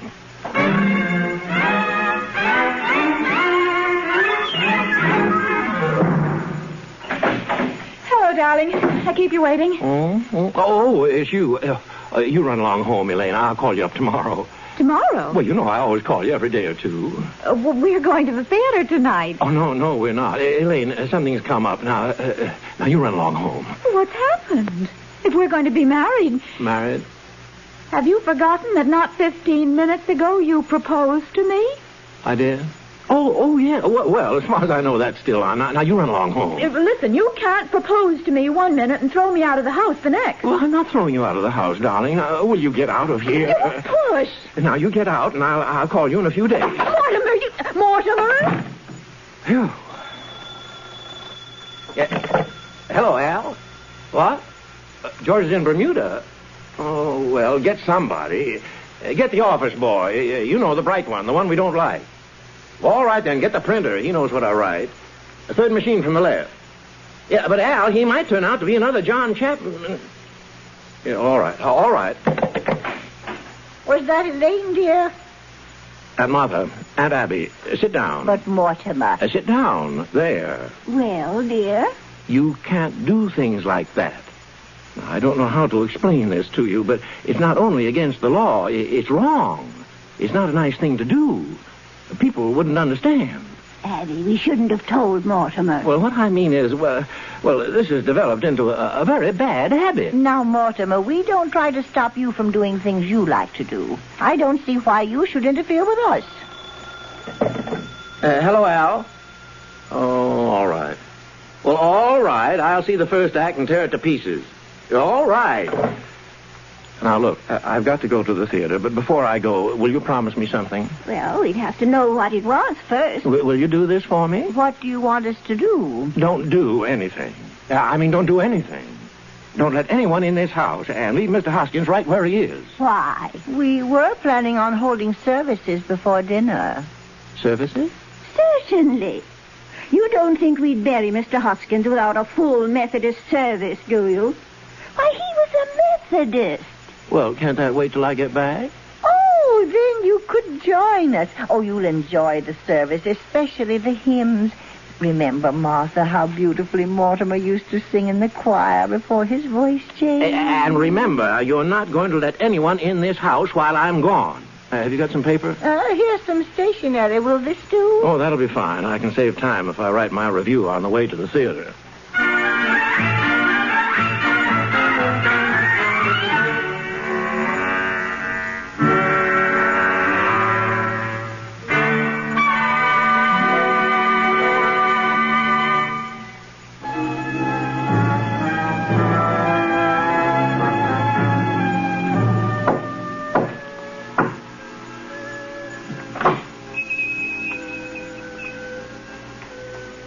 Come in, Doctor. I'm right behind you, Johnny.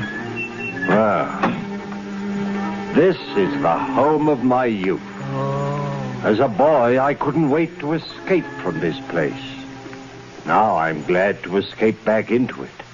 Yeah, Johnny, it's a fine hideout. The family must still live here.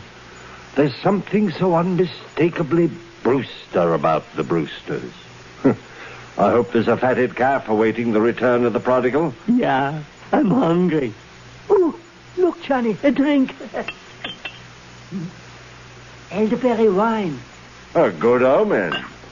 Here's to you, Johnny. Who's that? you?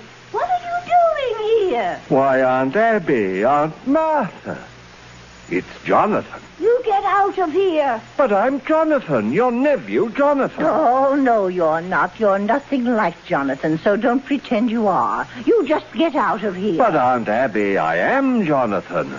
And this is Dr. Einstein. And he's not Dr. Einstein either. Not Dr. Albert Einstein, Dr. Herman Einstein. His voice is like Jonathan's. Have you been in an accident? No. Dr. Einstein is responsible for that. He changes people's faces. Abby, I've seen that face before. Oh, do you remember when we took the little Schultz boy to the movies and I was so frightened? It was that face. Aunt Martha. Easy, Johnny, easy. Now, don't worry, ladies. The last 5 years, I give Johnny 3 new faces. This last one, well, I saw that picture, too, just before I operate, and I was intoxicated. You see, Doctor? You see, family. Johnny, you're home. These are your lovely aunts. They know you. Well, Jonathan, it's been a long time. Where have you been all South Africa, Australia, and the last 5 years, Chicago. Dr. Einstein and I were in business there together. Oh, we were in Chicago for the World's Fair. Awfully warm. Yeah, it got hot for us, too. Oh, well, it's wonderful to be in Brooklyn again. And you, Abby, Martha, you don't look a day old. Sweet, charming, hospitable. And dear Teddy, I remember him so high. And did he get into politics? You know, Doctor, my little brother was determined to become president. Yeah. Well, Jonathan, it's very nice to have seen you again. Bless you, Aunt Martha. It's good to be home again. Well, Martha, we mustn't let what's on the stove boil over. Oh, yes, of course. If you're in a hurry to go somewhere. Abby. Well, Johnny, where do we go from here? The police have pictures of that face. I got to operate on you right away. We got to find some place for Mr. Spinalzo, too. Don't waste any worry on that, If on our hands. You can't leave a dead body in a rumble seat. We shouldn't have killed him, Johnny. He was a nice fellow. He gives us a lift. And what happens? He said I looked like Boris Karloff. That's your work, Doctor. We find a place somewhere. I fix you up quick. Tonight. Now, Johnny, I got to eat first. I'm hungry. I'm weak. Jonathan, we're glad you remembered us and took the trouble to come in and say hello. But you were never happy in this house, and we were never happy while you were in it. So, But Aunt Abby, I promised Dr. Einstein that if ever we came to for one of Aunt Martha's home-cooked dinners. Yeah, it wouldn't be enough.